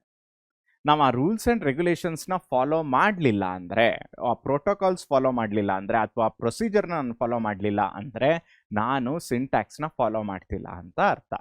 ಈಗ ನೀವು ಸಿ ಪ್ರೋಗ್ರಾಮಿಂಗ್ ತೊಗೊಳ್ಳೋದಾದರೆ ಪ್ರತಿಯೊಂದು ಸ್ಟೇಟ್ಮೆಂಟು ಸೆಮಿಕೋಲನ್ನಿಂದ ಎಂಡ್ ಆಗಬೇಕು ಅಂತ ಒಂದು ರೂಲ್ ಇದೆ. ನಾನೇನಾದರೂ ಸೆಮಿಕೋಲನ್ ಕೊಡಲಿಲ್ಲ ಅಂದರೆ ಏನಾಗುತ್ತೆ, ಆಬ್ವಿಯಸ್ಲಿ ಎರರ್ ಬರುತ್ತೆ. ಸೊ ಅದಕ್ಕೆ ನಾವೇನಂತ ಕರಿತೀವಿ, ಸಿಂಟ್ಯಾಕ್ಸ್ ಎರರ್. ಎರಡನೇದು ಯಾವುದು, logical error. The program that runs but gives the wrong output. So program run ಆಗೋದ್ರಲ್ಲಿ ಏನೂ ಪ್ರಾಬ್ಲಮ್ ಇಲ್ಲ, ಆರಾಮಾಗಿ ರನ್ ಆಗುತ್ತೆ. ಆದರೆ ಈಗ ನಾನು ಅಡಿಷನ್ ಆಫ್ 2 ನಂಬರ್ಸ್ಗೆ ಒಂದು ಪ್ರೋಗ್ರಾಮ್ ಬರ್ತಿರ್ತೀನಿ. ಸೊ ಅಡಿಷನ್ ಮಾಡೋ ಬದಲು ಅದು ಸಬ್ಟ್ರಾಕ್ಟ್ ಮಾಡ್ಬಿಟ್ಟು ನನಗೆ ಆನ್ಸರ್ ಕೊಡ್ತಿದೆ ಅಂದರೆ ಏನರ್ಥ, ಇಟ್ ಇಸ್ ಲಾಜಿಕಲಿ ಇನ್ಕರೆಕ್ಟ್. ಅದಕ್ಕೆ ನಾನು ಏನಂತ ಕರಿತೀನಿ, ಲಾಜಿಕಲ್ ಎರರ್. ಸೊ ಇವೆರಡು, these are the 2 different types of error. So the next one is testing. ಅಂದರೆ ಟೆಸ್ಟಿಂಗ್ ಮತ್ತು ಡಿಬಗಿಂಗ್ ಅಲ್ಲೇ ಎರಡನೇದು. ಈ ಟೆಸ್ಟಿಂಗಲ್ಲಿ ಯಾವುದೆಲ್ಲ ಡಿಫ್ರೆಂಟ್ ಟೈಪ್ಸ್ ಇದೆ? ಸೊ ಯೂಶ್ವಲಿ ಟೆಸ್ಟಿಂಗಲ್ಲಿ ತುಂಬ ಟೈಪ್ಸ್ ಇದೆ, ಬಟ್ ನಿಮ್ಮ ಒಂದು ಫಂಡಮೆಂಟಲ್ಸ್, ಸೊ ಬೇಸಿಕ್ಸ್ ಈಗ ತಾನೇ ನಾವು ಕಲಿತಾ ಇರೋದು. ಸೊ ನಿಮ್ಮ ಲೆವೆಲ್ಗೆ 4 ಥರವಾಗಿ ಡಿವೈಡ್ ಮಾಡಿದ್ದೀವಿ. ಒಂದು unit testing, integration testing, system testing and acceptance testing. Unit testing ಅಂದ್ರೇನು, ನಾನು ಒಂದು ಸಾಫ್ಟ್ವೇರ್ ಬಿಲ್ಡ್ ಮಾಡಬೇಕಾದ್ರೆ ಆ ಸಾಫ್ಟ್ವೇರ್ನ ಚಿಕ್ಕ ಪಾರ್ಟ್ ಆಗಿ ಡಿವೈಡ್ ಮಾಡಿರ್ತೀನಿ. ಸೊ ಈಗ ನಾನೊಂದು ಸಾಫ್ಟ್ವೇರ್ ಅಂತ ತಗೊಂಡ್ರೆ, ಅಥವಾ ಒಂದು ವೆಬ್ ಪೇಜ್ ಅಂತ ತಗೊಳ್ಳಿ. ಸೊ ವೆಬ್ ಪೇಜಲ್ಲಿ ಏನೆಲ್ಲ ಇರುತ್ತೆ, ಫಸ್ಟ್ ನಾನು ಏನು ಮಾಡಬೇಕು, ರಿಜಿಸ್ಟರ್ ಆಗಬೇಕು ಆ ವೆಬ್ಸೈಟ್ಗೆ. ಆಮೇಲೆ ಏನು ಮಾಡಬೇಕು, ಲಾಗಿನ್ ಆಗಬೇಕು. ಆಮೇಲೆ ನಾನು ಏನೇನು ಆಪರೇಷನ್ಸ್ ಮಾಡ್ಬೋದು ಅದನ್ನು ಮಾಡ್ಬೋದು. ಓಕೆ, ಸೊ ಇಲ್ಲಿ ರಿಜಿಸ್ಟರ್ ಆಗೋದೇ ಒಂದು ಪರ್ಟಿಕ್ಯುಲರ್ ಮಾಡ್ಯೂಲ್, ಆಮೇಲೆ ಲಾಗಿನ್ ಆಗೋದು ಇನ್ನೊಂದು ಮಾಡ್ಯೂಲ್. ಆಪರೇಷನ್ಸ್, ಬೇರೆ ಬೇರೆ ಆಪರೇಷನ್ಸ್, ನಾನು ಡೇಟಾನ ಸ್ಟೋರ್ ಮಾಡ್ತೀನೋ, ಸೆಂಡ್ ಮಾಡ್ತೀನಿ, ರಿಸೀವ್ ಮಾಡ್ತೀನಲ್ಲ, ಇದೆಲ್ಲ rest of the operations. So register ಆಗೋದೇ ಒಂದು ಮಾಡ್ಯೂಲ್. ಸೊ ಅದು ಪ್ರಾಪರಾಗಿ ವರ್ಕ್ ಆಗ್ತಿದೆಯಾ, ಅದೊಂದೇ ಮಾಡ್ಯೂಲ್ ಪ್ರಾಪರಾಗಿ ವರ್ಕ್ ಆಗ್ತಿದೆಯಾ ಅಂತ ನಾವು ಚೆಕ್ ಮಾಡ್ತೀವಲ್ಲ, ಅದಕ್ಕೆ ನಾವು ಯೂನಿಟ್ ಟೆಸ್ಟಿಂಗ್ ಅಂತ ಕರಿತೀವಿ. ಇಂಟಿಗ್ರೇಷನ್ ಟೆಸ್ಟಿಂಗ್ ಅಂದ್ರೆ ಏನು, ಎರಡು ಮಾಡ್ಯೂಲ್ನ ಒಗ್ಗೂಡಿಸಿ ಟೆಸ್ಟ್ ಮಾಡ್ತೀವಲ್ಲ, ಅವೆರಡು ಕರೆಕ್ಟಾಗಿ ವರ್ಕ್ ಆಗ್ತಿದೆಯಾ. ಈಗ ರಿಜಿಸ್ಟ್ರೇಷನ್ ಮತ್ತೆ ಲಾಗಿನ್ ಎರಡು ಒಟ್ಟಿಗೆ ಅಥವಾ ಒಂದು ಸಿಂಕ್ರೊನೈಸ್ ಆಗಿ ವರ್ಕ್ ಆಗೋ ಅವಶ್ಯಕತೆ ಇದೆಯೋ ಇಲ್ವೋ? ಇದೆ. ಯಾಕಿದೆ? ಒಬ್ಬ ಯೂಸರ್ ಆದವನು ಫಸ್ಟ್ ರಿಜಿಸ್ಟರ್ ಆಗಬೇಕು. ಯೂಸರ್ ರಿಜಿಸ್ಟರ್ ಆಗದೇನೆ ಡೈರೆಕ್ಟಾಗಿ ಲಾಗಿನ್ ಆದರೆ ಅದು ಸಾಧ್ಯನಾ? ಇಲ್ಲ. ಸೊ ರಿಜಿಸ್ಟ್ರೇಷನ್ನು ಮತ್ತು ಲಾಗಿನ್ ಪೇಜ್ ಎರಡು ಸಿಂಕ್ರೊನೈಸ್ ಆಗಿರಬೇಕು. ಸೊ ಅದಕ್ಕೆ ನಾವೇನಂತ ಕರಿತೀವಿ, ಇಂಟಿಗ್ರೇಷನ್ ಟೆಸ್ಟಿಂಗ್. ಒಂದು ವೆಬ್ಸೈಟ್ ಪೂರ್ತಿ ಬಿಲ್ಡ್ ಮಾಡಿದ್ಮೇಲೆ ಅದಷ್ಟು ಎಲ್ಲ ಮಾಡ್ಯೂಲು ಕರೆಕ್ಟಾಗಿ ವರ್ಕ್ ಆಗ್ತಿದೆಯಾ, ಕಂಪ್ಲೀಟ್ ವೆಬ್ಸೈಟ್ ಕರೆಕ್ಟಾಗಿ ವರ್ಕ್ ಆಗ್ತಿದೆಯಾ, ಅಥವಾ ಒಂದು ವೆಬ್ ಪೇಜ್ ಕರೆಕ್ಟಾಗಿ ವರ್ಕ್ ಆಗ್ತಿದೆಯಾ ಅಂತ ಚೆಕ್ ಮಾಡ್ತೀವಲ್ಲ, ಅದಕ್ಕೆ ನಾವೇನಂತ ಕರಿತೀವಿ, ಸಿಸ್ಟಮ್ ಟೆಸ್ಟಿಂಗ್ ಅಂತ ಕರಿತೀವಿ. ಕೊನೆಯದು ಯಾವುದು? Acceptance testing. ಅಕ್ಸೆಪ್ಟೆನ್ಸ್ ಟೆಸ್ಟಿಂಗ್ ಅಂದ್ರೆ ಏನು? ಒಬ್ಬ ಎಂಡ್ ಯೂಸರ್ ಆದವನಿಗೆ ಎಷ್ಟೆಲ್ಲ ಸುಲಭವಾಗಿ ಅಥವಾ ಒಂದು ಸುಲಲಿತವಾಗಿ ಈ ಒಂದು ಪರ್ಟಿಕ್ಯುಲರ್ ಆ್ಯಪ್ ಯೂಸ್ ಆಗುತ್ತೆ ಅಥವಾ ಒಂದು ವೆಬ್ ಪೇಜ್ ಯೂಸ್ ಆಗುತ್ತೆ, ಅದನ್ನು ನಾವು ಅಕ್ಸೆಪ್ಟ್ ಮಾಡ್ಕೊಬೋದಾ, ಕಾಮನ್ ಪೀಪಲ್ಗೆ ಅರ್ಥ ಆಗೋಂಗಿದೆಯಾ ಅಂತ ಟೆಸ್ಟ್ ಮಾಡ್ತೀವಲ್ಲ, ಅದಕ್ಕೆ ನಾವೇನಂತ ಕರಿತೀವಿ, acceptance testing. So these are the different types of testing we are having. So ಯಾವುದೇ ಒಂದು ಸಾಫ್ಟ್ವೇರ್ನ ಡೆವಲಪ್ ಮಾಡಿ ನಾವು ಡೆಲಿವರ್ ಮಾಡಿದ್ಮೇಲೆ maintenance is carried out. So ನಾವು ಎಷ್ಟೋ ಸಲ ಏನು ಅನ್ಕೊಂಡ್ಬಿಡ್ತೀವಿ, ಒಂದು ಸಾಫ್ಟ್ವೇರ್ ಡೆವಲಪ್ ಮಾಡಿದ ತಕ್ಷಣ ನಮ್ಮ ಕೆಲಸ ಮುಗೀತು. ನೋಡಿ, ಡೆವಲಪ್ ಮಾಡೋದು ಎಷ್ಟು ಚಾಲೆಂಜಿಂಗೋ ಅದೇ ಥರ ಒಂದು ಸಾಫ್ಟ್ವೇರ್ನ ಮೈಂಟೈನ್ ಮಾಡೋದು ಅಷ್ಟೇ ಚಾಲೆಂಜಿಂಗ್ ಆಗಿರುತ್ತೆ. So that is what you call it as a maintenance phase. So coming to algorithm. ಮಕ್ಕಳ, ನಾನು ಮೊದಲೇ ಹೇಳ್ದಂಗೆ ನಾವಿವಾಗ ಕಲಿತಾ ಇರೋ ಒಂದು ಇಂಪಾರ್ಟೆಂಟ್ ಟಾಪಿಕ್ ಯಾವುದು? ಅಲ್ಗಾರಿದಮ್. ನಾವು ಎಲ್ಲ ಕಡೆನೂ ತುಂಬಾನೇ ಉಪಯೋಗಿಸ್ತಿರ್ತೀವಿ. ಅಲ್ಗಾರಿದಮ್ ಅಂದ್ರೆ ಏನು, ಅವಶ್ಯಕತೆ ಏನು, ಕಂಪ್ಯೂಟರ್ ಪ್ರೋಗ್ರಾಮರ್ ಆದವರು ಅದನ್ನ ಯೂಸ್ ಮಾಡ್ತಾನೆ ಹೋಗ್ತೀವಿ. ಏನದು ಅಲ್ಗಾರಿದಮ್ ಅಂದ್ರೆ? In daily life many activities follow a sequence of steps. ಯಾವುದದು? ರೈಡಿಂಗ್ ಅ ಬೈಸಿಕಲ್ ಆಗಿರ್ಬೋದು, ಸಾಲ್ವಿಂಗ್ ಅ ಪಜಲ್, ಅಥವಾ ಪ್ರಿಪೇರಿಂಗ್ ದ ಬ್ರೇಕ್ಫಾಸ್ಟ್. ಸೊ ಈ ಎಲ್ಲ ಟಾಸ್ಕು ಮಾಡಬೇಕಾದ್ರೆ ಅದಕ್ಕೆ ಅದರದೇ ಆದಂಥ ಒಂದು ಪ್ರೊಸೀಜರ್ ಅಥವಾ ಸೀಕ್ವೆನ್ಸ್ ಅಂತ ಇರುತ್ತೆ. ಇದು ನಾನು ಮೊದಲು ಹೇಳಿದ್ದೆ. ಸೊ ಅಲ್ಗಾರಿದಮ್ ಡೆಫಿನಿಷನ್ ಏನು? It is a finite sequence of precise steps that solve a problem or accomplish a task. ನಾನು ಯಾವುದೇ ಒಂದು ಪ್ರಾಬ್ಲಮ್ಗೆ ಸೊಲ್ಯೂಷನ್ ಹುಡುಕ್ಬೇಕಾದ್ರೆ ಅಥವಾ ಒಂದು ಪ್ರಾಬ್ಲಮ್ ಸಾಲ್ವಿಂಗ್ನ ನಾನು ಅಟೈನ್ ಮಾಡಬೇಕು ಅಥವಾ ಒಂದು ಅಕಂಪ್ಲಿಷ್ ಮಾಡಬೇಕಂದ್ರೆ ಅದಕ್ಕೆ ಅದರದೇ ಆದಂಥ ಒಂದು ಪ್ರೊಸೀಜರ್ ಅಥವಾ ಬ್ಲೂ ಪ್ರಿಂಟ್ ಅಂತ ಇರುತ್ತೆ. ಆ ಬ್ಲೂ ಪ್ರಿಂಟ್ನ ನಾನು ಡಿಸೈನ್ ಮಾಡಿ ನಾನು ಅನ್ಕೊಂಡಿರೋ ಪ್ರಾಬ್ಲಮ್ನ ಸಾಲ್ವ್ ಮಾಡ್ತೀನಲ್ಲ, ಈ concept, the set of sequence or steps that is involve to solve a problem is called as what? An algorithm. So ಅಲ್ಗಾರಿದಮ್ನ ನಾನು ಡಿಸೈನ್ ಮಾಡಬೇಕಾದ್ರೆ ಅದಕ್ಕೆ ಕೆಲವು ರೆಗ್ಯುಲೇಷನ್ಸ್ ಇದೆ.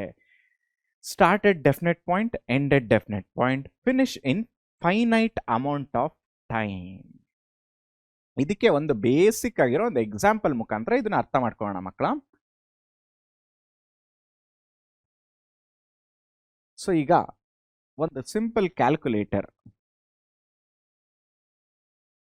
ಓಕೆ, ಈ ಎಕ್ಸಾಂಪಲ್ ತಗೋಣ, ಕ್ಯಾಲ್ಕುಲೇಟರ್ ಎಕ್ಸಾಂಪಲ್ ತಗೋಣ.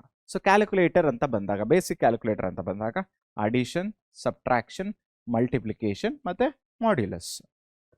ಸೊ ಇವಾಗ ಸ್ಟಾರ್ಟ್ ಎಟ್ ಡೆಫಿನೆಟ್ ಪಾಯಿಂಟ್ ಅಂದ್ರೆ ಏನು?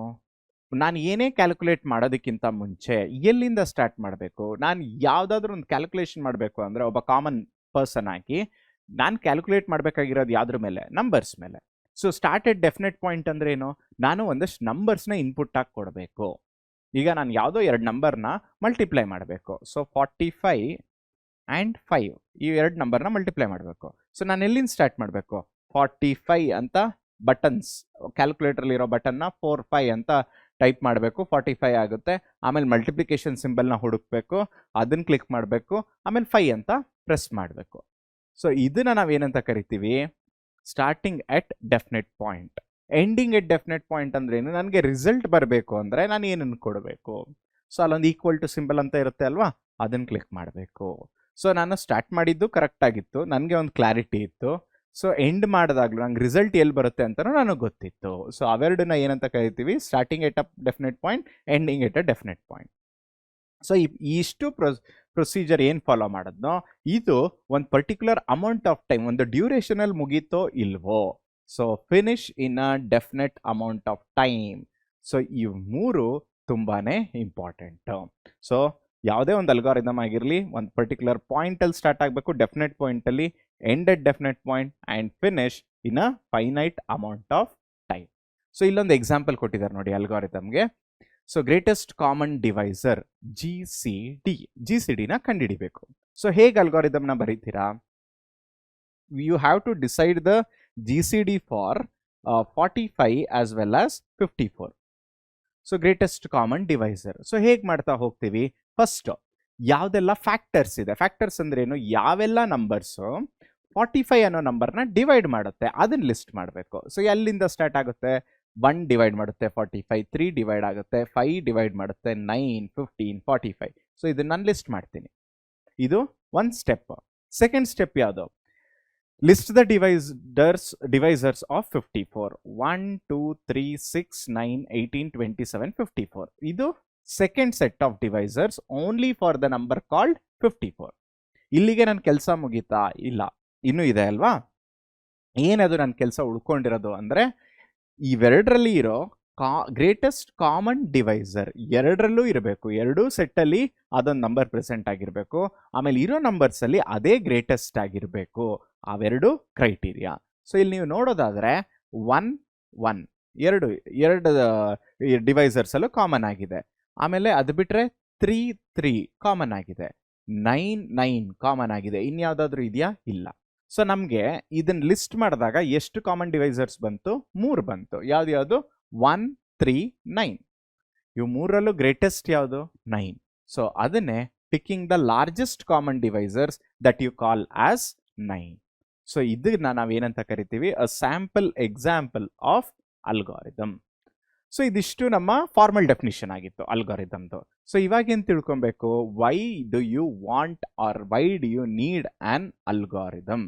ನೋಡಿ, first of all algorithm acts like a foundation. ನಾನು ಯಾವುದೇ ಒಂದು ಪ್ರೋಗ್ರಾಮ್ ಬರೆಯೋದಕ್ಕಿಂತ ಮುಂಚೆ ನನಗೆ ಒಂದು ಬೇಸಿಕ್ ಫೌಂಡೇಶನ್ ಬೇಕಲ್ವಾ, ಅದಕ್ಕೆ ನನಗೆ ಅಲ್ಗಾರಿದಮ್ ತುಂಬಾ ಮುಖ್ಯ. ಎರಡನೇದು, it makes the solution reliable and efficient. So reliable ಅಂದರೆ ಏನರ್ಥ?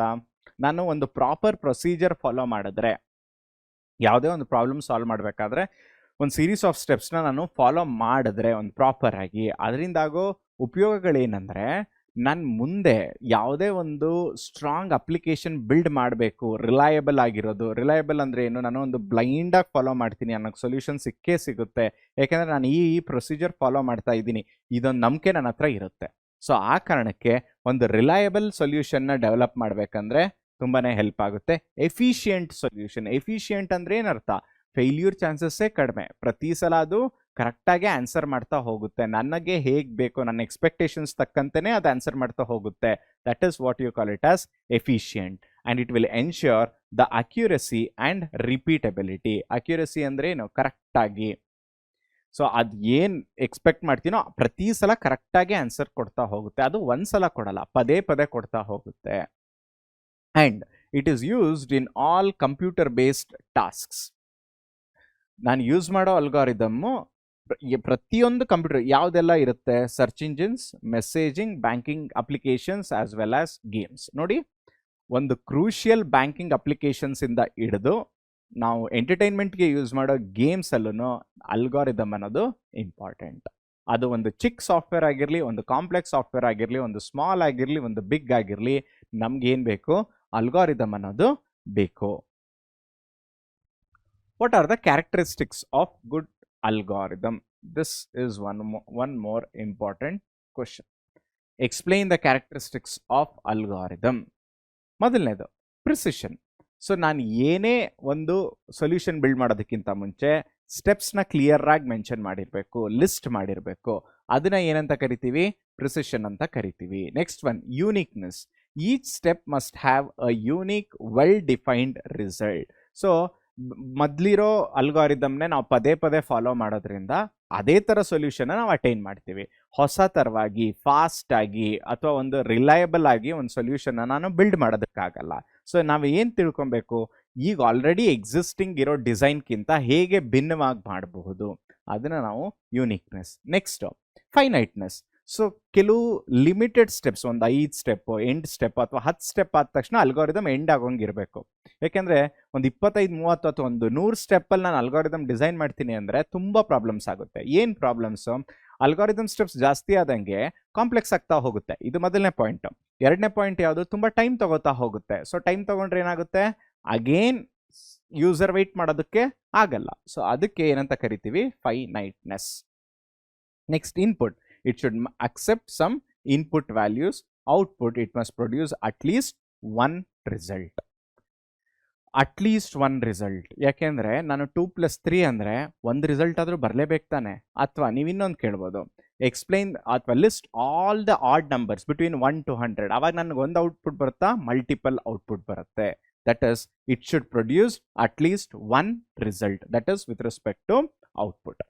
So what is important while writing an algorithm? ನಾವು ಇನ್ಪುಟ್ನ ಐಡೆಂಟಿಫೈ ಮಾಡಬೇಕು, ರಿಕ್ವೈರ್ಡ್ ಪ್ರಾಸೆಸಿಂಗ್ ಏನೇ ಆಗುತ್ತೆ ಅದನ್ನು ಚೆಕ್ ಮಾಡಬೇಕು, ಆಮೇಲೆ ನಾನು ಬರೋ ಔಟ್ಪುಟ್ ಯಾವ ಫಾರ್ಮ್ಯಾಟಲ್ಲಿ ಬರಬೇಕು ಅನ್ನೋದನ್ನು ಮೆನ್ಷನ್ ಮಾಡ್ತಾ ಹೋಗಬೇಕು. This is what we call it as specifying the output. Next, representation of algorithm. ನಾವು ಯಾವುದೇ ಒಂದು ಅಲ್ಗಾರಿದಮ್ನ ಹೇಗೆ ರೆಪ್ರೆಸೆಂಟ್ ಮಾಡ್ತೀವಿ. ನೆಕ್ಸ್ಟ್ ಕಾನ್ಸೆಪ್ಟ್ ಯಾವುದು? Representation of algorithm. So once the algorithmic steps are identified, they need to be written clearly. Two common ways to represent an algorithm are flowchart and pseudocode. So mention the two ways of representation of algorithm. ಬರೀ mention ಮಾಡೋದಕ್ಕೆ 2 ಮಾರ್ಕ್ಸ್ಗೆ ಕೇಳೋ ಸಾಧ್ಯತೆ ಇದೆ. So ಹೇಗೆಲ್ಲ represent ಮಾಡ್ತೀವಿ? ಒಂದು flow chart ಆಗಿರ್ಬೋದು, ಇನ್ನೊಂದು ಸೂಡೋ ಕೋಡ್ ಆಗಿರ್ಬೋದು. ಆ representation must clearly show the logic steps of the problem. ಇದು ಮೊದಲನೇದು. ಎರಡನೇದು, it should also show the flow of control during execution steps.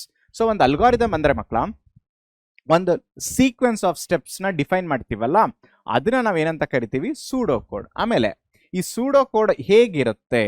It should be under human as, it should be like a human understandable language.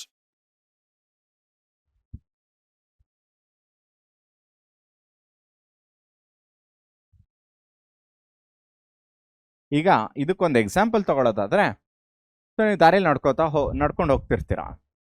ಯಾರೋ ಒಬ್ರು ಬೈಕಲ್ಲಿ ಬಂದ್ಬಿಟ್ಟು ಒಂದು point ಹೋಗೋ, ಒಂದು ಪರ್ಟಿಕ್ಯುಲರ್ ಪ್ಲೇಸ್ ಹೋಗೋ ವೇ ಕೇಳ್ತಾರೆ, ಹೇಗೆ ಹೋಗಬೇಕು ಅದೊಂದು ಪಾಯಿಂಟ್ನ ರೀಚ್ ಆಗಲಿಕ್ಕೆ ಅಂತ.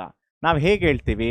ಸೊ ಇದೇ ರೋಡಲ್ಲಿ ಸ್ಟ್ರೈಟಾಗಿ ಹೋಗಿ ನೆಕ್ಸ್ಟ್ ರೈಟಿಗೆ ತಗೊಳ್ಳಿ, ಸ್ವಲ್ಪ ಅಲ್ಲೊಂಚೂರು ಒಂದು 200 ಮೀಟರ್ ಮುಂದೆ ಹೋದ್ಮೇಲೆ ಲೆಫ್ಟ್ ತಗೊಳ್ಳಿ, ಅಲ್ಲಿಂದ ಮತ್ತೆ ನೀವು ರೈಟ್ ತಗೊಂಡ್ರೆ ಆ ಪಾಯಿಂಟ್ನ ರೀಚ್ ಆಗ್ತೀರಾ. ಸೊ ಇದು ಒಬ್ಬ ಮನುಷ್ಯ ಅರ್ಥ ಆಗೋ ರೀತಿಲಿ ಹೇಳ್ತೀವಿ ಅಲ್ವಾ, ಸೀಕ್ವೆನ್ಸ್ ಆಫ್ ಸ್ಟೆಪ್ಸಲ್ಲಿ ಹೇಳ್ತೀವಿ ಅಲ್ವಾ, ಅದನ್ನೇ ನಾವೇನಂತ ಕರಿತೀವಿ? ಸೂಡೋ ಕೋಡ್ ಅಂತ ಕರಿತೀವಿ. ಫ್ಲೋ ಚಾರ್ಟ್ ಅಂದ್ರೆ ಏನು? ಇದನ್ನ ನಾನು ಒಂದು ಪಿಕ್ಟೋರಿಯಲ್ ರೆಪ್ರೆಸೆಂಟೇಷನ್ ಮಾಡ್ಬಿಟ್ಟು ಹೇಳ್ತೀನಲ್ಲ, ಅದಕ್ಕೆ ನಾವು ಏನಂತ ಕರಿತೀವಿ? Flow chart. ಪಿಕ್ಟೋರಿಯಲ್ ರೆಪ್ರೆಸೆಂಟೇಷನ್ ಅಂದ್ರೆ ಏನು ಮಕ್ಕಳ? ಒಂದು ಪಿಕ್ಚರ್ ಮುಖಾಂತರ, ಒಂದು ಚಾರ್ಟ್ ಮುಖಾಂತರ ಹೇಳ್ತೀವಲ್ಲ, ಅದಕ್ಕೆ ನಾವೇನಂತ ಕರಿತೀವಿ? Pictorial representation. So pictorial representation ಅಂತನಾದ್ರೂ ಕರಿತೀವಿ, ಅಥವಾ ವಿಜುವಲ್ ರೆಪ್ರೆಸೆಂಟೇಷನ್ ಆಫ್ ಅಲ್ಗಾರಿದಮ್ ಅಂತ ಕರಿತೀವಿ. ವಿಜುವಲ್ ರೆಪ್ರೆಸೆಂಟೇಷನ್ ಅಂದ್ರೆ ಏನು? You make use of different shapes as well as symbols. So all these should be connected to one another. So ಇದು important ಮಕ್ಕಳ. ಒಂದು ಫ್ಲೋ ಚಾರ್ಟ್ನ ಡಿಸೈನ್ ಮಾಡಬೇಕಾದ್ರೆ ಯಾವುದೆಲ್ಲ ಸಿಂಬಲ್ಸ್ ಬೇಕು, ಆ ಸಿಂಬಲ್ಸ್ ಉಪಯೋಗ ಏನು? ಸೊ ಫಸ್ಟ್ ಸಿಂಬಲ್ ಯಾವುದು? Oval symbol. ಓವಲ್ ಸಿಂಬಲ್ ಏನ್ ರೆಪ್ರೆಸೆಂಟ್ ಮಾಡುತ್ತೆ? Beginning as well as the end of the flow chart. It shows the beginning or end. Next ಏನು? ರೆಕ್ಟ್ಯಾಂಗಲ್. ರೆಕ್ಟ್ಯಾಂಗಲ್ ಏನ್ ಹೇಳುತ್ತೆ? ಪ್ರಾಸೆಸ್. ಯಾವುದೋ ಒಂದು ಪರ್ಟಿಕ್ಯುಲರ್ ಆಪರೇಷನ್ ಆಗ್ತಾ ಇದೆ ಅಂತ ಹೇಳುತ್ತಲ್ಲ, ಅದನ್ನ ನಾವೇನಂತ ಕರಿತೀವಿ? Process. Next one diamond. Diamond ಅಂದ್ರೆ ಏನು? ಅದು ಒಂದು ಡಿಸಿಷನ್ ತಗೊಬೇಕಾದ್ರೆ ನಾವು ಡೈಮಂಡ್ ಸಿಂಬಲ್ನ ಯೂಸ್ ಮಾಡ್ಕೊಂತೀವಿ. ಅಂದ್ರೆ yes or no. If yes, go in a particular way, follow a particular steps. If no, follow some other steps. ಅದನ್ನ ನಾವೇನಂತ ಕರಿತೀವಿ? ಡೈಮಂಡ್ ಅಂತ ಕರಿತೀವಿ. ಪ್ಯಾರಲೆಲೋಗ್ರಾಮ್ ಏನಕ್ಕೆ ಯೂಸ್ ಮಾಡ್ಕೊಂತೀವಿ? ಇನ್ಪುಟ್ ಮತ್ತೆ ಔಟ್ಪುಟ್ ನ ರೆಪ್ರೆಸೆಂಟ್ ಮಾಡೋದಕ್ಕೆ, ಇಂಡಿಕೇಟ್ ಮಾಡೋದಕ್ಕೆ ನಾವು ಪ್ಯಾರಲೆಲೋಗ್ರಾಮ್ ನ ಯೂಸ್ ಮಾಡ್ಕೊಂತೀವಿ. ಆರೋ ಮಾರ್ಕ್ ಏನಕ್ಕೆ? Flow line. ಸೊ ಸ್ಟೆಪ್ಸ್ ಹೇಗೆಲ್ಲ ಆಗುತ್ತೆ, ಸೊ ನಾನು ಅವಾಗಲೇ ಹೇಳಿದೆ ಅಲ್ವಾ, ಈಗ ಸ್ಟ್ರೈಟ್ ಹೋಗಿ ರೈಟ್ ಹೋಗಿ ಮತ್ತೆ ಲೆಫ್ಟ್ ಹೋಗಿ, ಸೊ ಅದು ಒಂದು ಫ್ಲೋ ಬೇಕಲ್ವಾ. ಸೊ ಅದೇ ತರ ಇಲ್ಲಿ ಫ್ಲೋ, ಒಂದು ಫ್ಲೋ ಚಾರ್ಟ್ ಅಲ್ಲಿ ಫ್ಲೋನ ಹೇಗೆ ನಾವು ಮಾಡ್ತಾ ಇದ್ದೀವಿ ಅಂದ್ರೆ ಫ್ಲೋನ ಹೇಗೆ ರೆಪ್ರೆಸೆಂಟ್ ಮಾಡ್ತಾ ಇದ್ದೀವಿ using arrow mark. So these are some of the basic symbols of flow chart. So ಈಗ ಒಂದು ಎಕ್ಸಾಂಪಲ್ ತಗೋಣ.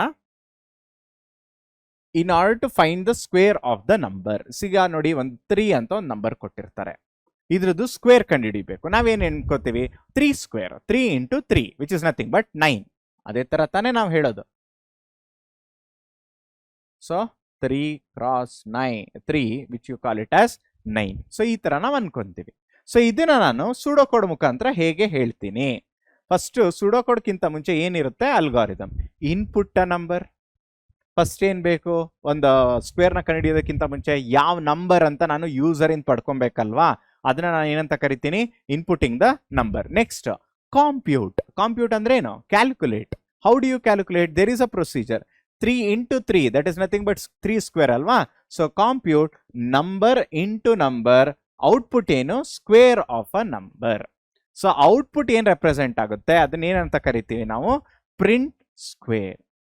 ಸೊ ಇದಕ್ಕೆ ನಾವೇನಂತ ಕರಿತೀವಿ, this is called as an algorithm.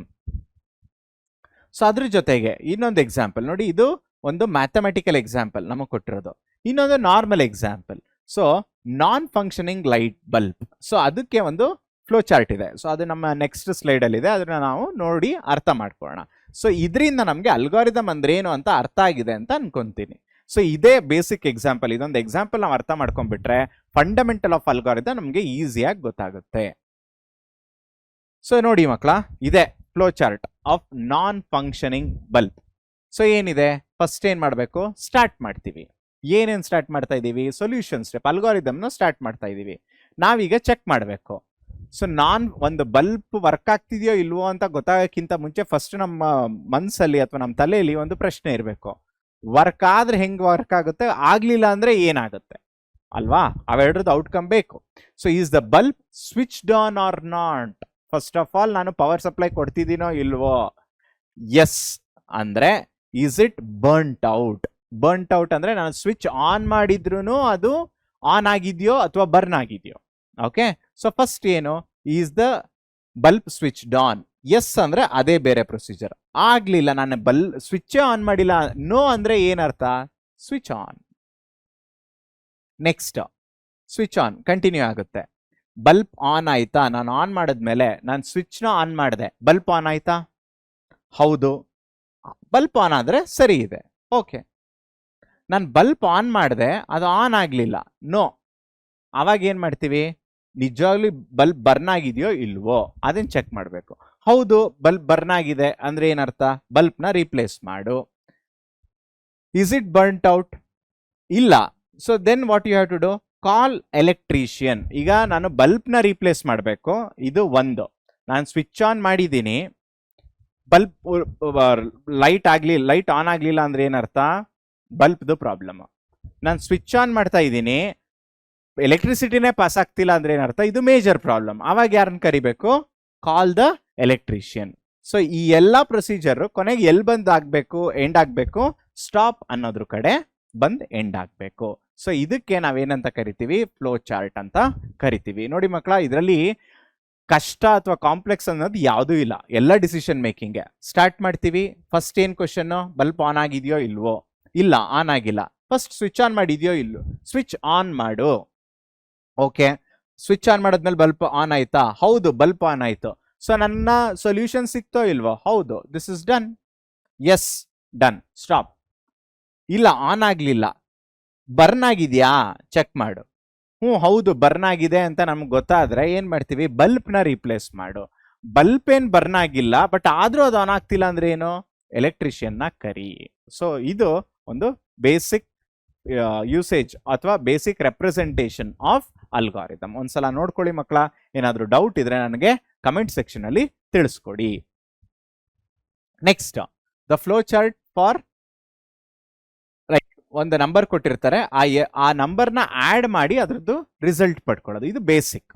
ಇಲ್ಲಿ ನಾವು ಅಲ್ಗಾರಿದಮ್ನ ಅರ್ಥ ಮಾಡ್ಕೊಳ್ಳೋದ್ರ ಜೊತೆಗೆ ಸಿಂಬಲ್ಸ್ ಕಡೆನೂ ಕಾನ್ಸಂಟ್ರೇಟ್ ಮಾಡಬೇಕು. ಹೇಗೆ? ಸ್ಟಾರ್ಟಿಂಗ್ ಅಂಡ್ ಎಂಡಿಂಗ್ ಹೇಗೆ ರೆಪ್ರೆಸೆಂಟ್ ಮಾಡ್ತೀವಿ? Oval symbol.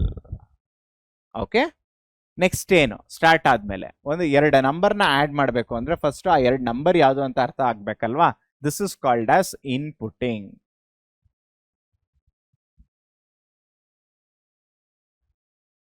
ನೆಕ್ಸ್ಟ್ ಇದನ್ನ inputting, that is nothing but your parallelogram.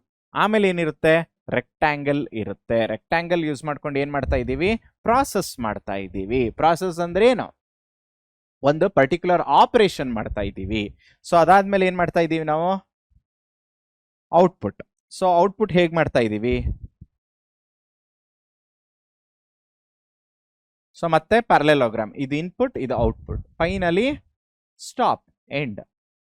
So ಹೀಗೆ ನಾವು ರೆಪ್ರೆಸೆಂಟ್ ಮಾಡ್ತಾ ಹೋಗ್ತೀವಿ. Start, read 2 numbers, read num1, num2, ಆಮೇಲೆ result is equal to num1 plus num2, that is your processing actual operation. Print the result, that is the output, and then you are stopping. So ಇದು flow chart ಆಗಿದೆ. So the next one is about pseudo code. So ಇಷ್ಟೊತ್ತು ನಾವು flow chart ಬಗ್ಗೆ ತಿಳ್ಕೊಂಡ್ವಿ. Next pseudo code ಅಂದ್ರೆ ಏನು ಅಂತ ಅರ್ಥ ಮಾಡ್ಕೊಳ್ಳೋಣ. So basically what is a pseudocode? It is an informal human readable description of an algorithm. It is executable code and it also helps in understanding the logic. So it is an informal ಅಂದ್ರೆ ಏನು? ಇದಕ್ಕೆ ಸುಡೋ code ಬರಿಬೇಕಾದ್ರೆ ಹೀಗೆ procedure ಅಂತ ಇರಲ್ಲ. One major difference ನೀವು ಅರ್ಥ ಮಾಡ್ಕೊಬೇಕು. What is one major difference between a program and pseudo code? Program is having a stand alone ಅಥವಾ ಪ್ರೀ ಡಿಫೈನ್ಡ್, ಮೊದಲೇ ಡಿಫೈನ್ ಆಗಿರೋ ಒಂದು ಪ್ರೊಸೀಜರ್ ಇರುತ್ತೆ. ಯಾವುದಕ್ಕೆ? ಪ್ರೋಗ್ರಾಮ್ಗೆ. ಆದ್ರೆ ಸೂಡೋ ಕೋಡ್ಗೆ ಆ ಥರದ್ದಿರುತ್ತಾ? ಇಲ್ಲ. ಆ ಕಾರಣಕ್ಕೆ ಅದನ್ನ ಇನ್ಫಾರ್ಮಲ್ ಅಂತ ಕರಿತೀವಿ. And is it human readable? Yes, it is human readable in nature. So ಒಂದು ಸೂಡೋ ಕೋಡ್ ನ ಡಿಸೈನ್ ಮಾಡಬೇಕಾದ್ರೆ ಯಾವ್ದೆಲ್ಲ ಒಂದು ಕಾಮನ್ ಕೀವರ್ಡ್ಸ್ ಇರುತ್ತೆ? ಒಂದು input, compute, print, increment, decrement, if else, while, true false. Inputting ಕೊಡು, ಇನ್ಪುಟ್ ಆಗಿ ಕೊಡು. ಕಾಂಪ್ಯೂಟ್ ಅಂದ್ರೇನು? ಕ್ಯಾಲ್ಕುಲೇಟ್. ಪ್ರಿಂಟ್ ಅಂದ್ರೇನು? ಔಟ್ಪುಟ್. ಇನ್ಕ್ರಿಮೆಂಟ್ ಅಂದ್ರೇನು? Increase the value. ಡಿಕ್ರಿಮೆಂಟ್ ಅಂದ್ರೇನು? ಕಡಿಮೆ ಮಾಡು, decrease the value. If or else, ಇದು ಸರಿ ಹೋದ್ರೆ ನೋಡಿ, ಡೈಮಂಡ್ ಶೇಪ್ ಇತ್ತಲ್ವಾ? Decision making. If it is correct, yes, ಇದು if. If it doesn't follow, no, else. While ಯಾವಾಗ ಯೂಸ್ ಆಗುತ್ತೆ? ರಿಪೀಟೆಡ್ ಆಗಿ ನಾವು ಒಂದೇ ಸ್ಟೆಪ್ಸ್ ನ ಪದೇ ಪದೇ ರಿಪೀಟ್ ಮಾಡ್ಬೇಕಲ್ಲ, ಅದು that is nothing but looping ಅಲ್ಲಿ ವೈಲ್. ಟ್ರೂ ಫಾಲ್ಸ್ ಅಂದ್ರೆ ಏನರ್ಥ? True false is nothing but whether the things ಅಂದ್ರೆ output is it high or low, is it positive or negative, ಅಲ್ಲಿ ನಾವು ಟ್ರೂ ಫಾಲ್ಸ್ ನ ಡಿಸೈಡ್ ಮಾಡ್ತಾ ಹೋಗ್ತೀವಿ. ಈಗ ಒಂದು ಸಮಿಂಗ್ ಆಫ್ 2 ನಂಬರ್ಸ್ಗೆ ಸೂಡೋ ಕೋಡ್ ಅಂತ ತಿಳ್ಕೊಳ್ಳಿ. ಸೊ ಏನದು ಸಮಿಂಗ್ ಆಫ್ 2 ನಂಬರ್ಸ್ಗೆ ಸೂಡೋ ಕೋಡ್ ಅಂದ್ರೆ? ಇನ್ಪುಟ್ ನಂ1, ಇನ್ಪುಟ್ ನಂ1 ಅಂದ್ರೆ ಏನು? ಫಸ್ಟ್ ನಂಬರ್ನ ಎಂಟರ್ ಮಾಡು. ಇನ್ಪುಟ್ ನಂ2, ಸೆಕೆಂಡ್ ನಂಬರ್ನ ಎಂಟರ್ ಮಾಡು. ಕಾಂಪ್ಯೂಟ್ ಅಂದ್ರೆ ಏನರ್ಥ? Calculate. Result is equal to ನಂ1 ಪ್ಲಸ್ ನಂ2. And finally what you are doing? Print, that is output the result. So these are the different steps that is involved for pseudo code. So ಏನಾದ್ರೂ doubt ಇದ್ರೆ ಕೇಳ್ಕೊಳ್ಳಿ ಮಕ್ಕಳ.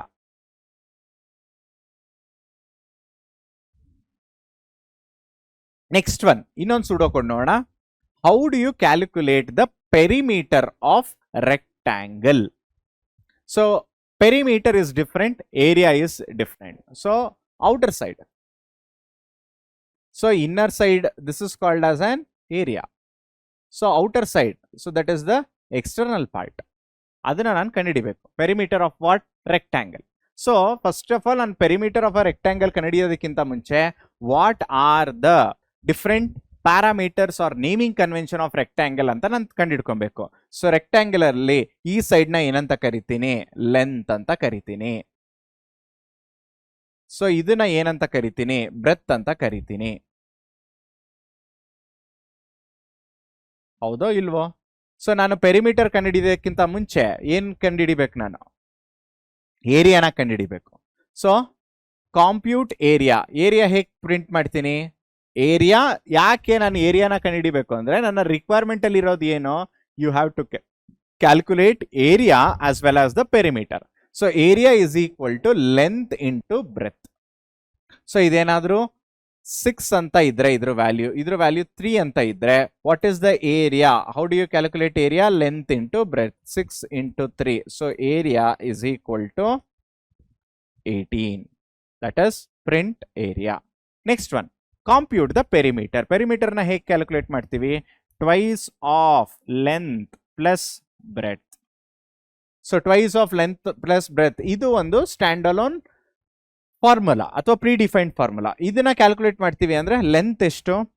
2 into 6 plus 3.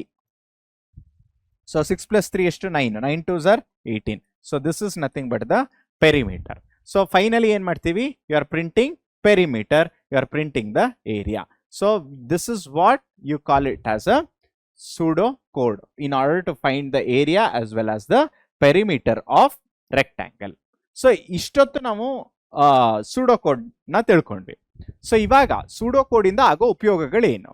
It will help to understand the logic before writing the real code. ನೋಡಿ ಮಕ್ಕಳ, ಇದು ಹೇಗಾಯ್ತು ಅಂದ್ರೆ pseudo code ಅನ್ನೋದು ಒಂದು ನಿಜವಾದ ಒಂದು ಮನೆ ಕಟ್ಟೋದಕ್ಕಿಂತ ಮುಂಚೆ ಒಂದು ಪ್ಲಾನ್ ಅಂತ ಇರುತ್ತಲ್ವಾ. ಪ್ಲಾನ್ ಅಂದ್ರೆ ಏನು? ಒಂದು ಪಿಕ್ಚರ್ ಅಲ್ಲಿ ರೆಪ್ರೆಸೆಂಟ್ ಮಾಡ್ತಾ ಹೋಗ್ತೀವಿ, ಅದಕ್ಕೆ ನಾವೇನಂತ ಕರಿತೀವಿ? ಪ್ಲಾನ್. ಸೊ ನಾನು ಏನಕ್ಕೆ ಫಸ್ಟ್ ಪ್ಲಾನ್ ಮಾಡಬೇಕು? ಡೈರೆಕ್ಟ್ ಆಗಿ ಮನೆ ಕಟ್ಬಿಡ್ಬೋದಾ? ನೋಡಿ, ನಾನು ಮನೆ ಕಟ್ಟೋದಕ್ಕಿಂತ ಮುಂಚೆ ಮನೆ ಕಟ್ಟಿದ್ಮೇಲೆ ಏನಾದರೂ ಮಿಸ್ಟೇಕ್ ಆದ್ರೆ ಅದನ್ನ ಚೇಂಜ್ ಮಾಡೋದಕ್ಕಾಗುತ್ತಾ? ಆಗುತ್ತೆ, ಆದ್ರೆ ತುಂಬಾ ಅದಕ್ಕೆ ಹಣ ಖರ್ಚಾಗುತ್ತೆ. ಅದ್ರ ಬದಲು ಏನ್ ಮಾಡ್ತೀವಿ? ಫಸ್ಟ್ ಒಂದು ಪ್ಲಾನ್ ಅಲ್ಲಿ ಹೋದ್ರೆ ಏನೇ ಕರೆಕ್ಷನ್ಸ್ ಬೇಕು, ಏನೇ ಮಾಡಿಫಿಕೇಶನ್ಸ್ ಬೇಕು ಅಂದ್ರೂ ಫಸ್ಟ್ ಅದರಲ್ಲೇ ಮಾಡ್ಕೊಬೋದು ತಾನೆ. ಸೊ ಸೂಡೋ ಕೋಡು ಅದೇ ತರ. It helps to understand the logic before writing the real code and it ensures no important steps is missed. So ಇದು ನನಗೆ ಹೆಲ್ಪ್ ಆಗುತ್ತೆ. Next, easy to read for non programmers. ನೋಡಿ ಮಕ್ಕಳ, ನಾವೇನ್ ಅನ್ಕೊಂಡ್ಬಿಡ್ತೀವಿ, ಈ pseudo code develop ಮಾಡಬೇಕಾದವರು ಅಥವಾ ಒಂದು algorithm develop ಮಾಡಬೇಕಾಗಿರೋರಿಗೆ coding language ತುಂಬಾನೇ ಅವಶ್ಯಕತೆ ಅಂತ ನಾವು ತಪ್ಪು ತಿಳ್ಕೊಂಡ್ಬಿಡ್ತೀವಿ. ಕೆಲವು ಸಲ ತಪ್ಪು. ಎಷ್ಟೋ ಸಲ ಅಲ್ಗಾರಿದಮ್ ಡಿಸೈನ್ ಮಾಡೋರು ಯಾರಾಗಿರ್ತಾರೆ ಅಂದ್ರೆ ಕೋಡಿಂಗ್ ಲ್ಯಾಂಗ್ವೇಜ್ ಬಗ್ಗೆ ಗೊತ್ತಿಲ್ಲದೆ ಇರೋರು. ಗೊತ್ತಿಲ್ಲದೆ ಅಂದ್ರೆ ಏನು ಗೊತ್ತಿಲ್ಲ ಅಂತಲ್ಲ, ಅವ್ರಿಗೆ ಅಷ್ಟು ಅರಿವಿಲ್ಲದೆ ಇರೋರು ಸಹ ಅಲ್ಗಾರಿದಮ್ನ ಡಿಸೈನ್ ಮಾಡ್ತಾರೆ. ಸೊ ಆ ಕಾರಣದಿಂದನೇ ಇಟ್ ಈಸ್ ಈಸಿ. ಒಬ್ಬ ಮನುಷ್ಯನಿಗೆ ಆ ಡೊಮೈನ್ ಬಗ್ಗೆ ಒಳ್ಳೆ ನಾಲೆಡ್ಜ್ ಇರುತ್ತೆ. ಈಗ ಒಂದು ಎಕ್ಸಾಂಪಲ್, ಬ್ಯಾಂಕಿಂಗ್ ಅಲ್ಗಾರಿದಮ್. ಈಗ ಬ್ಯಾಂಕಿಂಗ್ ಬಗ್ಗೆ ಯಾರಿಗೆ ಚೆನ್ನಾಗಿ ಗೊತ್ತಿರುತ್ತೆ? ಬ್ಯಾಂಕಲ್ಲಿ ಕೆಲಸ ಮಾಡೋರಿಗೆ ಗೊತ್ತಿರುತ್ತೆ, ಹೌದೋ ಅಲ್ವೋ? ಅವ್ರಿಗೆ ಪ್ರೊಸೀಜರ್ ಗೊತ್ತಿರುತ್ತೆ. ನಾವು ಯಾವುದೇ ಒಂದು ಆ್ಯಪ್ನ ಡೆವಲಪ್ ಮಾಡಬೇಕು ಅಂದರೆ ಅಲ್ಲಿ ಪ್ರೋಗ್ರಾಮರ್ ಹೋಗಿ ಡೆವಲಪ್ ಮಾಡಿಕೊಡ್ತಾನೆ. ಈ ಪ್ರೋಗ್ರಾಮರ್ಗೆ ಯಾವುದೆಲ್ಲ ಸ್ಟೆಪ್ಸ್, ಏನೆಲ್ಲ ಸ್ಟೆಪ್ಸ್ ಇದೆ ಅಂತ ಹೇಳ್ಕೊಡೋರು ಯಾರು? ಬ್ಯಾಂಕಲ್ಲಿರೋರು ತಾನೆ. ಸೊ ಬ್ಯಾಂಕ್ ಅವ್ರಿಗೆ ಯಾವುದೇ ಥರದ ಪ್ರೋಗ್ರಾಮ್ ಗೊತ್ತಿಲ್ಲ ಅಂದ್ರು ಅವ್ರ ಪ್ರೊಸೀಜರ್ ಹೇಳ್ಕೊಡ್ತಾರೆ. ಅದೇ easy to read for non programmer. and it will help to verify the logic before implementation. ನಾನು ಫೈನಲಿ ಇಂಪ್ಲಿಮೆಂಟ್ ಮಾಡೋದಕ್ಕಿಂತ ಮುಂಚೆ ಲಾಜಿಕ್ ಹೇಗಿದೆ ಅಂತ ನಾನು ಅರ್ಥ ಮಾಡ್ಕೊಬಹುದು. ಇದಕ್ಕೆ it will help to verify the logic before implementation. So these are the different benefit of algorithm. Next one is flow control. ಮಕ್ಕಳ, ಇದು ಒನ್ ಆಫ್ ದ ಇಂಪಾರ್ಟೆಂಟ್. ಅಂದ್ರೆ ಇಂಪಾರ್ಟೆಂಟ್ ಅಂತ ಹೇಳಿದ ತಕ್ಷಣ ಏನ್ ನಾವು ಅರ್ಥ ಮಾಡ್ಕೊಬೇಕಂದ್ರೆ ಬರೋ ಚಾನ್ಸಸ್ ಜಾಸ್ತಿ ಇದೆ ಎಕ್ಸಾಮ್ ಅಲ್ಲಿ. ಆ ಕಾರಣಕ್ಕೆ ನಾವು ಇಂಪಾರ್ಟೆಂಟ್ ಅಂತ ಕರಿತೀವಲ್ವಾ. ಎಷ್ಟೋ ಸಲ ಅನ್ನಿಸ್ಬೋದು, ಸರ್ ಒಂದು ಪಾಠ ಮಾಡಿದ್ರೆ ಒಂದು 5 ರಿಂದ 6 ಟಾಪಿಕ್ನ ಇಂಪಾರ್ಟೆಂಟ್ ಎಲ್ಲವೂ ಇಂಪಾರ್ಟೆಂಟ್ ಅಂದ್ರೆ ಕೇಳೋ ಸಾಧ್ಯತೆಗಳು ಜಾಸ್ತಿ. ಸೊ ಅಲ್ಲಿ ಇದು ಒಂದು flow of control. So what it will indicate? It will indicate how the instruction are algorithm are executed. ಯಾವ ವಿಧಾನದಲ್ಲಿ ಒಂದು ಅಲ್ಗಾರಿದಮ್ ಎಕ್ಸಿಕ್ಯೂಟ್ ಆಗುತ್ತೆ ಅಂತ ತೋರಿಸ್ಕೊಡುತ್ತಲ್ಲ, ಅದಕ್ಕೆ ನಾವೇನಂತ ಕರಿತೀವಿ? Flow of control. There are 3 types of flow of control. Sequence, ಒಂದಾದ್ಮೇಲೆ ಒಂದು. ಸೆಲೆಕ್ಷನ್, ಈಗ ಒಂದಷ್ಟು ಸ್ಟೆಪ್ಸ್ ಇದ್ರೆ ಕೆಲವು ಸ್ಟೆಪ್ಸ್ ಮಾತ್ರ ಸೆಲೆಕ್ಟ್ ಮಾಡಿ ಎಕ್ಸಿಕ್ಯೂಟ್ ಮಾಡು. ರಿಪಿಟೇಷನ್, ಎಕ್ಸಿಕ್ಯೂಟ್ ಆಗಿರೋ ಸ್ಟೆಪ್ಸೇ ಪದೇ ಎಕ್ಸಿಕ್ಯೂಟ್ ಮಾಡು. These are the 3 ways of flow of control. ಮೊದಲನೇದು ಸೀಕ್ವೆನ್ಸ್. ಏನದು ಸೀಕ್ವೆನ್ಸ್ ಅಂದ್ರೆ these are executed one after the another. ಅದಕ್ಕೊಂದು ಪ್ರಾಪರ್ ಡಯಾಗ್ರಾಮ್ ಇದೆ, ಅದನ್ನ ನೋಡೋಣ. Next, repetition of task. So ಕೆಲವು ಕಂಡೀಷನ್ನ ಏನಾದರೂ ಅದು ಸ್ಯಾಟಿಸ್ಫೈ ಮಾಡಿದ್ರೆ ರಿಪೀಟ್ ಮಾಡು.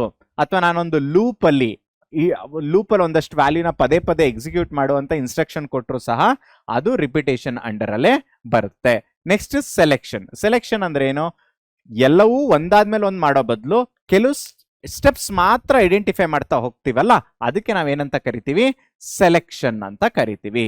First one is sequence, second one is repetition, third one is selection. Example, there are multiple routes to reach. ಇದಿದೆ, ಇದನ್ನ ಚೆಕ್ ಮಾಡೋಣ. ಇದು ಒಂದು ಪರ್ಟಿಕ್ಯುಲರ್ ಇದಿದೆ, ಈಗ ಡಯಾಗ್ರಾಮ್ ಇದೆ, ಅಲ್ಲಿ ನಾವು ತಿಳ್ಕೊಳ್ಳೋಣ. ಏನದು ಡಯಾಗ್ರಾಮ್ ಅಂದ್ರೆ, ನೋಡಿ ಮಕ್ಕಳ, ಇದು ಡಯಾಗ್ರಾಮ್. ಸೊ ಕಾಣಿಸ್ತಿದೆ ಅನ್ಕೊಂಡಿದ್ದೀನಿ. ಸೊ ಇಲ್ಲಿ ನಾನೇನಾದ್ರೂ ಇದನ್ನ, ಈ ಪರ್ಟಿಕ್ಯುಲರ್ ಪಿಕ್ಚರ್ನ ಸ್ಕೂಲ್ ಅಂತ ಕರಿತೀನಿ. ಕಾಣಿಸ್ತಿದ್ಯಾ?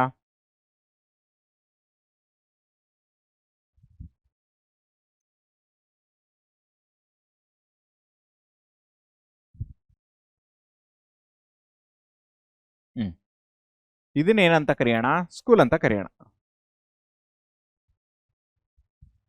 ಓಕೆ, ಇದು ಹೋಮ್ ಅಂತ ಕರೆಯೋಣ.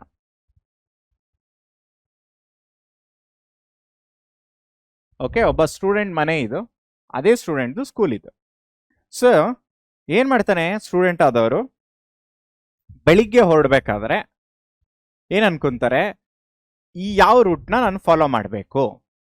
ಸೊ ಅವ್ರು ಏನ್ ಮಾಡ್ತಾರೆ, ಬೆಳಿಗ್ಗೆ ಹೊರಡ್ಬೇಕಾದ್ರೆ ಇದು ಡಿಸ್ಟೆನ್ಸ್ ಜಾಸ್ತಿ ಆದ್ರೂ ಪರವಾಗಿಲ್ಲ, ನನಗೆ ಟ್ರಾಫಿಕ್ ಇರಲ್ಲ, ಸೊ ಆ ಕಾರಣದಿಂದ ನಾನು ಈ ರೂಟ್ ಮುಖಾಂತರ ನಾನು ತಲುಪ್ಕೊಂತೀನಿ. ಇದು ಒನ್ ವೇ. ಇಲ್ಲಿ ನಾವು ಒನ್ ವೇ ಆಫ್ ಫಾಲೋಯಿಂಗ್. ಇನ್ನೊಂದು, ವಾಪಸ್ ಬರ್ಬೇಕಾದ್ರೆ ಶಾರ್ಟೆಸ್ಟ್ ರೂಟಲ್ಲಿ ಬಂದ್ಬಿಡ್ತೀನಿ, ಯಾಕೆಂದ್ರೆ ಟ್ರಾಫಿಕ್ ಜಾಸ್ತಿ. ಬೆಳಿಗ್ಗೆ ಹೊತ್ತು ಯಾಕೆ ಈ ರೂಟಲ್ಲಿ ಫಾಲೋ ಮಾಡ್ತಾರೆ ಅಂದ್ರೆ, ಇಲ್ಲಿ ಟ್ರಾಫಿಕ್ ಕಡಿಮೆ. ಸೊ ಇಲ್ಲಿ ನಾವ್ ಏನ್ ಮಾಡ್ತಾ ಇದ್ದೀವಿ, ಸೆಲೆಕ್ಟ್ ಮಾಡ್ತಾ ಇದ್ದೀವಿ. ಎರಡನೇದು ಯಾವುದು, ಸೀಕ್ವೆನ್ಸ್ ಆಗಿ ಯಾರೋ ನಿಮಗೆ ಒಂದು ಇನ್ಸ್ಟ್ರಕ್ಷನ್ಸ್ ಕೊಟ್ಟಿರ್ತಾರೆ, ಹಿಂಗೇನ್ ಫಾಲೋ ಮಾಡಬೇಕು ಅಂತ. That is what we call it as sequence. Second one selection. ಇದನ್ನೇ ಇಲ್ಲಿ ಎಕ್ಸ್ಪ್ಲೇನ್ ಮಾಡಿರೋದು ಮಕ್ಕಳ. Morning you are be following the shortest route, afternoon route with less traffic. So ಯಾವ್ದೆಲ್ಲ ಬೇಸಿಸ್ ಮೇಲೆ ನಾನು ಡಿಸೈಡ್ ಮಾಡ್ತೀನಿ ಅಂದ್ರೆ, ಟೈಮ್ ಮೇಲೆ ಡಿಸೈಡ್ ಮಾಡ್ತೀನಿ, ಟ್ರಾಫಿಕ್ ಮೇಲೆ ಡಿಸೈಡ್ ಮಾಡ್ತೀನಿ, ಮತ್ತೆ ಡಿಸ್ಟೆನ್ಸ್ ಅಲ್ಲಿ ಡಿಸೈಡ್ ಮಾಡ್ತೀನಿ. ನೀವು ಇವತ್ತಿನ ದಿನ ಕೆಲವು ಸಲ ಡಿಸಿಷನ್ ಹೇಗೆ ತಗೋತೀವಿ ಅಂದ್ರೆ, ನಾವು ಒಂದು ಪಾಯಿಂಟಿನ ಇನ್ನೊಂದು ಪಾಯಿಂಟ್ಗೆ ಹೋಗ್ಬೇಕು ಅಂದ್ರೆ, ಡಿಸ್ಟೆನ್ಸ್ ಜಾಸ್ತಿ ಆದ್ರೂ ಪರವಾಗಿಲ್ಲ, ಟ್ರಾಫಿಕ್ ಕಡಿಮೆ ಇರೋ ರೋಡಲ್ಲಿ, ಟ್ರಾಫಿಕ್ ಕಂಜೆಷನ್ ಕಡಿಮೆ ಇರೋ ರೋಡಲ್ಲಿ ಹೋಗೋಣ, ಅದರಿಂದ ನಾನು ಕಡಿಮೆ ಟೈಮಲ್ಲಿ ತಲುಪ್ಕೊಬಹುದು. So that is one of the example. ಇನ್ನೊಂದು ಡಿಸಿಷನ್ ಏನು, ಒಬ್ಬ ಮನುಷ್ಯನಿಗೆ 18 ವರ್ಷ ದಾಟಿದ್ರೆ he is eligible for voting, ಕಡಿಮೆ ಇದ್ರೆ he is not eligible for voting. This is also one more example. So next one is sequence ಅಲ್ಲಿ ಗ್ರೂಪಿಂಗ್ ಅಂತ ಬರುತ್ತೆ. If age is equal to 8, age ಏನಾದ್ರೂ 8 ಆಗಿದ್ರೆ, what he will be doing, he will be liking if the person age is 8 and he belongs, and if he likes maths, then where you have to put him under group A. ಅವನ್ age 8 ಆಗಿದ್ದು ಅವನ್ ಏನಾದ್ರೂ maths ಇಷ್ಟಪಡ್ಲಿಲ್ಲ ಅಂದ್ರೆ, put him under group B. So this is what you call it as grouping. Next one, result. Ravi 8, dislike maths. So ರವಿದು age ಎಷ್ಟು, 8. ಅವ್ನು maths ಇಷ್ಟಪಡ್ತಿದ್ದಾನ, ಇಲ್ಲ, then put it in group B. Preeti, her age is 8, he likes maths, she will be liking maths, so put it under A. Anish age is 7, likes maths, so put it under B. So ಈ ತರ ನಾವು sequences ನ draw ಮಾಡ್ತಾ ಹೋಗ್ತೀವಿ. Next, ಕಂಡೀಷನಲ್ಸ್. So condition ಅಂದ್ರೆ ಏನು, ಯಾವ್ದಾದ್ರು ಒಂದು ಪಾಸಿಬಿಲಿಟಿನ ನಾವು ಮೀಟ್ ಮಾಡ್ತಿದೀವಾ ಅಂತ ಚೆಕ್ ಮಾಡ್ತೀವಲ್ಲ, ಅದಕ್ಕೆ ನಾವು ಕಂಡೀಷನ್ಸ್ ಅಂತ ಕರಿತೀವಿ. ಸೊ ಏನದು, ಯಾವಾಗ್ಲೂ ಕಂಡೀಷನ್ಸ್ ಏನಾಗಿರುತ್ತೆ ಅಂದ್ರೆ ಔಟ್ಕಮ್ ಬೈನರಿ, ಅಂದ್ರೆ ಟ್ರೂ ಆರ್ ಫಾಲ್ಸ್. ಸೊ ಇದನ್ನಲ್ಲಿ ನಾವು ಚೆಕ್ ಮಾಡ್ದಂಗೆ, if age greater than 18, if it is greater than 18, then what, eligible for voting, otherwise else no voting. So ಇದನ್ನ ನಾವು ಬೈನರಿ ಅಂತ ಕರಿತೀವಿ. ಸೊ ಇದಕ್ಕೊಂದು ಎಕ್ಸಾಂಪಲ್ ನೋಡೋದಾದ್ರೆ ಕಂಡೀಷನ್ಗೆ, ಈವನ್ ಆರ್ ಆಡ್. ಫಸ್ಟ್ ಒಂದು ನಂಬರ್ ಇದೆ, ಆ ನಂಬರ್ನ ಹೇಗೆ ಚೆಕ್ ಮಾಡ್ತೀವಿ, ಯೂಸಿಂಗ್ ಮಾಡ್ಯುಲಸ್. ಯಾವ modulus, whether the given number is divisible by 2 or not. Output ಏನಿರುತ್ತೆ, either even or odd. So ಇದಕ್ಕೆ ಒಂದು ಸೂಡೋ ಕೋಡ್ ನೋಡೋದಾದ್ರೆ ಹೇಗೆ ಮಕ್ಕಳ, ಪ್ರಿಂಟ್ ಎಂಟರ್ ದ ನಂಬರ್. ಯಾರ ಹತ್ರ ಕೇಳ್ತೀವಿ? ಯೂಸರ್ ಇಂದ ನಂಬರ್ನ ಕೇಳ್ತೀವಿ. ಯೂಸರ್ ನಂಬರ್ ಕೊಡ್ತಾನೆ.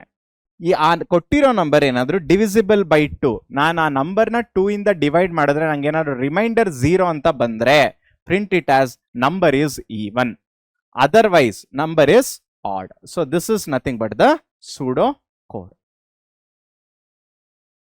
Next, categorisation of age. So ಒಬ್ಬ ಏಜ್ ಗ್ರೂಪ್ ನ ಚೈಲ್ಡ್, ಟೀನೇಜರ್ ಮತ್ತೆ ಅಡಲ್ಟ್ ಅಂತ ಹೇಗೆ ಕರಿತೀವಿ? ಸೊ ಇಲ್ಲಿ ಇದು ಸೆಕೆಂಡ್ ಎಕ್ಸಾಂಪಲ್. ಏನದು conditions? If the age is less than 13 call it as child, if the age is less than 20 call it as teenager. ಎರಡೂ ಕಂಡೀಷನ್ ಇಲ್ಲ, ಅವೆರಡೂ ಬಿಟ್ಟು ಬೇರೆ ವ್ಯಾಲ್ಯೂ ಇದೆ ಅಂದ್ರೆ call them as an adult. So these are the different ways of characterisation ಅಥವಾ categorisation. Next one is repetition. Repetition ಅಂದ್ರೆ ಏನು? Clapping 5 times, walk 10 steps, jump until tired. So ಇದೆಲ್ಲ ಏನ್ ಮಾಡ್ತಾ ಇದೀವಿ? ಒಂದು ಪರ್ಟಿಕ್ಯುಲರ್ ಟಾಸ್ಕ್ ನ ಪದೇ ಪದೇ ಫಾಲೋ ಮಾಡ್ತಾ ಹೋಗ್ತಿದೀವಲ್ಲ, ಅದಕ್ಕೆ ನಾವೇನಂತ ಕರಿತೀವಿ? ರಿಪಿಟೇಷನ್. ನಾನು ಮೊದಲೇ ಹೇಳ್ದಂಗೆ ಲೂಪ್ ಅಲ್ಲಿ ನಾವು ಇದನ್ನ ಫಾಲೋ ಮಾಡ್ತೀವಿ. A task that is repeated fixed amount of time, a task that is repeated until the condition becomes false. So these are the two ways. ಒಂದು conditional making, the other one is in the loop. So ಇಲ್ಲಿ ನೋಡಿ, average of 5 numbers. How do you determine the average of 5 numbers? So first one, we will be using the counter to keep the track of repetition. ಎಷ್ಟು ಸಲ ಒಂದೇ task ನ ಪದೇ ಪದೇ repeat ಆಯಿತು ಅಂತ ಚೆಕ್ ಮಾಡೋದಕ್ಕೆ ಏನ್ ಬೇಕು ನಮಗೆ? ರಿಪಿಟೇಷನ್. ಫಸ್ಟ್ ಇನಿಷಿಯಲಿ ಕೌಂಟರ್ 0 ಇರುತ್ತೆ, ಸಮ್ಮು 0 ಇರುತ್ತೆ. Repeat while count is less than 5. ಕೊಟ್ಟಿರೋ ಕೌಂಟ್ ಏನಾದ್ರೂ 5 ಗಿಂತ ಕಡಿಮೆ ಇದ್ರೆ ಪದೇ ಪದೇ ರಿಪೀಟ್ ಮಾಡು. ಆಮೇಲೆ ಏನ್ ಮಾಡ್ತೀವಿ? Input the number. ನಾನೇನಾದ್ರೂ ಇನಿಷಿಯಲಿ ಸಮ್ ಏನಾಗಿರುತ್ತೆ? 0 ಆಗಿರುತ್ತೆ. ಕೊಟ್ಟಿರೋ ನಂಬರ್ ಸಮ್ ಎಷ್ಟಿರುತ್ತೆ? 0 ಪ್ಲಸ್ ನಂಬರ್ ಎಷ್ಟು? 4 ಅಂತ ಕೊಟ್ಟಿರ್ತೀನಿ. ಸೊ ಎಷ್ಟು ಸಲ ಇದು ಕೌಂಟ್ ಮಾಡುತ್ತೆ? Count is equal to count plus 1. So 1 ಸಲನಾ, 2 ಸಲನಾ, 3ನೇ ಸಲನಾ ಅಂತ. ಸೊ ಆವರೇಜ್ ಏನಾದ್ರೂ ಕಂಡುಹಿಡಿಬೇಕಂದ್ರೆ total sum divided by 5. So ಯಾಕಂದ್ರೆ ಟೋಟಲ್ ನಂಬರ್ ಆಫ್ ಎಲಿಮೆಂಟ್ಸ್ ಎಷ್ಟು ಅಂತ ಕೊಟ್ಟಿದ್ದೀನಿ? ಇಲ್ಲಿ 5 ಅಂತ ಕೊಟ್ಟಿದ್ದೀನಿ. So sum divided by 5. So ಹಿಂಗ್ ಮಾಡಿದಾಗ ಏನ್ ಕ್ಯಾಲ್ಕುಲೇಟ್ ಆಯ್ತು? ನನಗೆ ಆವರೇಜ್ ಕ್ಯಾಲ್ಕುಲೇಟ್ ಆಯ್ತು. So repeat while count is less than 5. Count 5 reach ಆಗೋವರೆಗೂ ಈ ಸ್ಟೆಪ್ ರಿಪೀಟ್ ಮಾಡ್ತಾನೆ ಇರೋ. ಒಂದ್ಸಲ 5 ರೀಚ್ ಆದ್ಮೇಲೆ what you have to do? Calculate the average, that is sum divided by 5. So initially 1, 2, 3, 4, 5. So ಇಲ್ಲಿ ಏನ್ ಮಾಡ್ತಾ ಇದೀವಿ? 5 + 4 + 3 + 2 + 1. ಸೊ ಅದೆಲ್ಲ ಸ್ಟೋರ್ ಆಗಿರುತ್ತೆ, ಕೌಂಟ್ ಅಲ್ಲಿ ಸ್ಟೋರ್ ಆಗಿರುತ್ತೆ. ಇನಿಷಿಯಲಿ ಕೌಂಟ್ ಎಷ್ಟಿರುತ್ತೆ? 0. 0 + 1 ಎಷ್ಟು? 1. ಸೊ ಇಲ್ಲಿ ಏನಾಗುತ್ತೆ? ಕೌಂಟ್ 0 ಇರುತ್ತಲ್ವಾ? ಸೊ ನಾವು ಫಸ್ಟ್ ಒಂದು ನಂಬರ್ನ ಇನ್ಪುಟ್ ಮಾಡ್ಕೊಂತೀವಿ. ಆಮೇಲೆ ಸಮ್ನ ಹೇಗೆ ಕ್ಯಾಲ್ಕುಲೇಟ್ ಮಾಡ್ತೀವಿ? ಕೊಟ್ಟಿರೋ ನಂಬರ್ ಪ್ಲಸ್ ಸಮ್. ಮತ್ತೆ ಏನ್ ಮಾಡ್ತೀವಿ? ಕೌಂಟ್ ಇನಿಷಿಯಲಿ 0 ಇರುತ್ತೆ, 0 + 1 1. ಈಗ ಕೌಂಟ್ ವ್ಯಾಲ್ಯೂ ಎಷ್ಟು? 1. Input the number, again you repeat, again and again ನಾವು ರಿಪೀಟ್ ಮಾಡ್ತಾ ಹೋಗ್ತೀವಿ. ಸೊ ಇದು ಇನ್ನು ಒಂದು particular condition. Enter the number until user enters 0. 0 ಅನ್ನೋದೇನು? ಚಾಯ್ಸ್. ಸೊ ಅವರು ನಂಬರ್ 0 ಕೊಡೋವರೆಗೂ ಒಂದು ಪ್ರಾಪರ್ ಪ್ರೊಸೀಜರ್ನ ರಿಪೀಟ್ ಮಾಡ್ತಾನೆ ಹೋಗು. ಏನಿದು? Initialise the count and sum to 0. First ಎಲ್ಲವೂ 0 ಆಗಿರುತ್ತೆ. ಇನ್ಪುಟ್ ದ ನಂಬರ್, ಯೂಸರ್ ಇಂದ ನಂಬರ್ ತಗೋ. ಕೊಟ್ಟಿರೋ ನಂಬರ್ 0 ಈಕ್ವಲ್ ಅಲ್ವಾ? If the number is not equal to 0, 5 ಅಂತ ಕೊಟ್ಟಿರ್ತೀನಿ. is 5 equal to 0? No, 5 is not equal to 0. Add number to sum. So ಅದೊಂದು ಸಮ್ಗೆ ಈ ನಂಬರ್ನ ಆಡ್ ಮಾಡು. ಸೊ ಇನಿಷಿಯಲಿ ಸಮ್ ಎಷ್ಟಿರುತ್ತೆ? 0. 0 + 5 ಎಷ್ಟು? 5. Increment the count. ಸೊ ಈಗ ಎಷ್ಟಿರುತ್ತೆ ಕೌಂಟ್ ವ್ಯಾಲ್ಯೂ, ಅದನ್ನ ಇನ್ಕ್ರಿಮೆಂಟ್ ಅಂದ್ರೆ +1. ಸೊ ಇನಿಷಿಯಲಿ ಎಷ್ಟು? ಕೌಂಟ್ 0 ಇರುತ್ತೆ, +1. Input the next number. ಈಗ ಫಸ್ಟ್ 5 ಆಯ್ತಲ್ವಾ? ನೆಕ್ಸ್ಟ್ ಏನು? 3 ಕೊಟ್ಟಿರ್ತಾರೆ. So input the next number and compute the average, that is nothing but 5, that sum divided by count. So 5 by 1 which is equal to what 5. So ಈ ತರ ನಾವು ಪದೇ ಪದೇ suppose user ಏನಾದ್ರು 0 ಕೊಟ್ಬಿಡ್ತಾನೆ. ಸೊ 0 ಕೊಟ್ರೆ ಏನಾಗಿರುತ್ತೆ, you will be stopping. So this is what we call it as the second example. Next one is verifying the algorithm. ಬರ್ದಿರೋ algorithm correct ಆಗಿದೆಯೋ ಇಲ್ವೋ ಅಂತ ಚೆಕ್ ಮಾಡ್ತೀವಲ್ಲ, that is what we call it as verification. So ನಾನು verify ಮಾಡಬೇಕಾದ್ರೆ ಬರೀ ಒಂದು ಇನ್ಪುಟ್ಗೆ ಕೊಡಬಾರ್ದು, ಇದು important. You have to check it for different input value. ಆಮೇಲೆ ನಾವು ಮ್ಯಾನ್ಯುಯಲ್ ಆಗಿ ಚೆಕ್ ಏನ್ ಮಾಡ್ಬೇಕಂದ್ರೆ ಎಲ್ಲಾ ಪ್ರೊಸೀಜರು ಮತ್ತೆ ಎಲ್ಲಾ ಸ್ಟೆಪ್ಸು ಪ್ರಾಪರ್ ಆಗಿ ಫಾಲೋ ಆಗ್ತಿದ್ಯೋ ಇಲ್ವೋ ಅದನ್ನ ಚೆಕ್ ಮಾಡ್ತೀವಿ. ಆಮೇಲೆ ಬಂದಿರೋ ಔಟ್ಪುಟ್ ಕರೆಕ್ಟ್ ಆಗಿದೆಯೋ ಇಲ್ವೋ ಅಂತಾನು ಚೆಕ್ ಮಾಡ್ತೀವಿ. And finally identify errors are missing cases. So this is nothing but the verification of an algorithm. Next one is comparing. ನೋಡಿ ಮಕ್ಕಳ, ಇದನ್ನ ಸಿಂಪಲ್ ಆಗಿ ಅರ್ಥ ಮಾಡ್ಕೊಳ್ಳೋಣ. ಯಾವುದೇ ಒಂದು ಪ್ರಾಬ್ಲಮ್ನ ಸಾಲ್ವ್ ಮಾಡಬೇಕಾದ್ರೆ one way of solving the problem ಅಂತ ಇರಲ್ಲ. ಪ್ರಾಬ್ಲಮ್ ಒಂದೇ ಇರುತ್ತೆ, ನಾವು ಚೂಸ್ ಮಾಡೋ ಸೊಲ್ಯೂಷನ್ಸ್ ಡಿಫ್ರೆಂಟ್ ಆಗಿರುತ್ತೆ. ಸೊ ನಾವು ಬೇರೆ ಬೇರೆ ಸೊಲ್ಯೂಷನ್ನ ಕಂಪೇರ್ ಮಾಡಿ ಯಾವುದು ಬೆಸ್ಟ್ ಅಂತ ಕಂಡುಹಿಡಿತೀವಲ್ಲ, that is what we call it as comparing.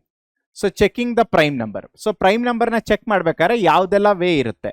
Check the divisibility from 2 to n-1. So ಈಗ ನಾನೇನಾದ್ರೂ 5 ನಂಬರ್ ಅಂದ್ರೆ 2 ಇಂದ n-1 ಎಷ್ಟು 4 ಅಲ್ಲಿವರೆಗೂ ಡಿವೈಡ್ ಮಾಡ್ತಾ ಹೋಗ್ತೀವಿ. Okay, so this is slow for large number. ನಾನು ಕೊಟ್ಟಿರೋ ನಂಬರ್ ಏನಾದ್ರು ಜಾಸ್ತಿ ವ್ಯಾಲ್ಯೂದಿದ್ರೆ ಆಗ ಅದೇನಾಗುತ್ತೆ, ನಿಧಾನ ಕ್ಯಾಲ್ಕುಲೇಟ್ ಆಗ್ತಾ ಹೋಗುತ್ತೆ. What is the second way of finding the prime number?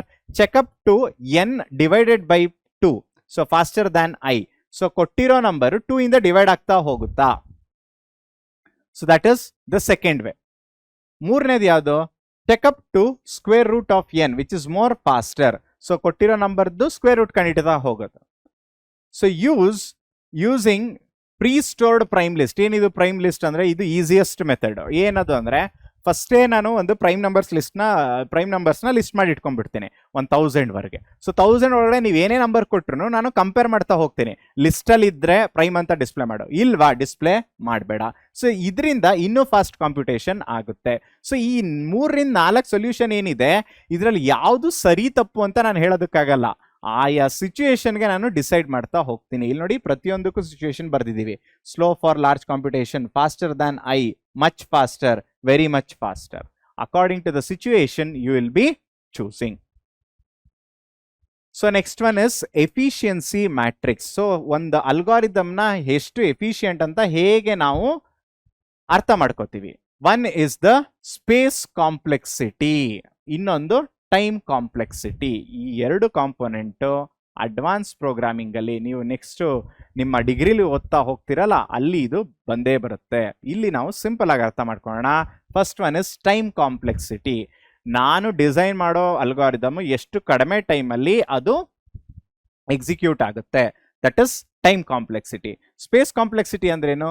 ಎಷ್ಟು ಕಡಿಮೆ, ಸಾಧ್ಯ ಆದಷ್ಟು ಕಡಿಮೆ ಮೆಮೊರಿ ಯೂಸ್ ಮಾಡ್ಕೊಂಡು ಎಕ್ಸಿಕ್ಯೂಟ್ ಆಗುತ್ತೆ, ಅದಕ್ಕೆ ನಾವು ಸ್ಪೇಸ್ ಕಾಂಪ್ಲೆಕ್ಸಿಟಿ ಅಂತ ಕರಿತೀವಿ. ಸೊ ಯಾವುದೇ ಒಂದು algorithm it is dependent on speed. Second one is memory usage. Third one is practical constraints. Real time ಅಲ್ಲಿ ಏನ್ ಯೂಸರ್ ನಾಲೆಡ್ಜ್ ತಕ್ಕಂತೆ ನಾನು ಡಿಸೈಡ್ ಮಾಡ್ತೀನಲ್ಲ, ಅದಕ್ಕೆ ನಾವೇನಂತ ಕರಿತೀವಿ? ಪ್ರಾಕ್ಟಿಕಲ್ ಕನ್ಸ್ಟ್ರೇಂಟ್ಸ್ ಅಂತ ಕರಿತೀವಿ. So next one. ಸೊ ಇಷ್ಟೆಲ್ಲ ಮಾತಾಡಿದ್ಮೇಲೆ ಕ್ವಿಕ್ ಆಗಿ ನಾವು ಲಾಸ್ಟ್ ಕಾನ್ಸೆಪ್ಟ್ ಬರೋದಾದ್ರೆ ಕೋಡಿಂಗ್. ಸೊ ಯಾವುದೇ ಒಂದು ಅಲ್ಗಾರಿದಮ್ ಬರೆದ ಮೇಲೂ ಕಂಪ್ಯೂಟರ್ ಅರ್ಥ ಆಗೋ ಭಾಷೆಯಲ್ಲಿ ನಾವು ಬರಿತಾ ಹೋಗ್ತೀವಲ್ಲ, ಅದಕ್ಕೆ ನಾವು ಕೋಡಿಂಗ್ ಅಂತ ಕರಿತೀವಿ. ಸಿಂಟ್ಯಾಕ್ಸ್ ಅಂದ್ರೆ ಏನು? The rules of the programming language. Machine language ಯಾವ್ದ್ರಲ್ಲಿ ಇರುತ್ತೆ? 0s and 1s ಅಲ್ಲಿ ಇರುತ್ತೆ. ಹೈ ಲೆವೆಲ್ ಲ್ಯಾಂಗ್ವೇಜ್ ಯಾವ್ದ್ರಲ್ಲಿ ಇರುತ್ತೆ?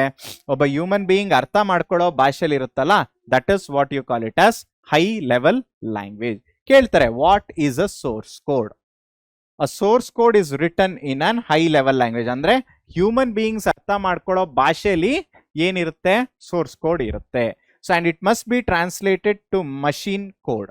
ಸೊ ಹೇಗೆ ಮಷೀನ್ ಕೋಡ್ಗೆ ಟ್ರಾನ್ಸ್ಲೇಟ್ ಆಗುತ್ತೆ ಅಂದ್ರೆ ಅದಕ್ಕೆ ಕೆಲವು ಎಂಟಿಟೀಸ್ ಇರುತ್ತೆ, ಅದೇ compiler or interpreter. So compiler ಏನ್ ಮಾಡುತ್ತೆ? High level ಲ್ಯಾಂಗ್ವೇಜ್ನ low level ಲ್ಯಾಂಗ್ವೇಜ್ಗೆ convert ಮಾಡುತ್ತೆ. ಓಕೆ, ಸೊ ಎಲ್ಲೆಲ್ಲ ಇರುತ್ತೆ? So it depends upon like application dependent language.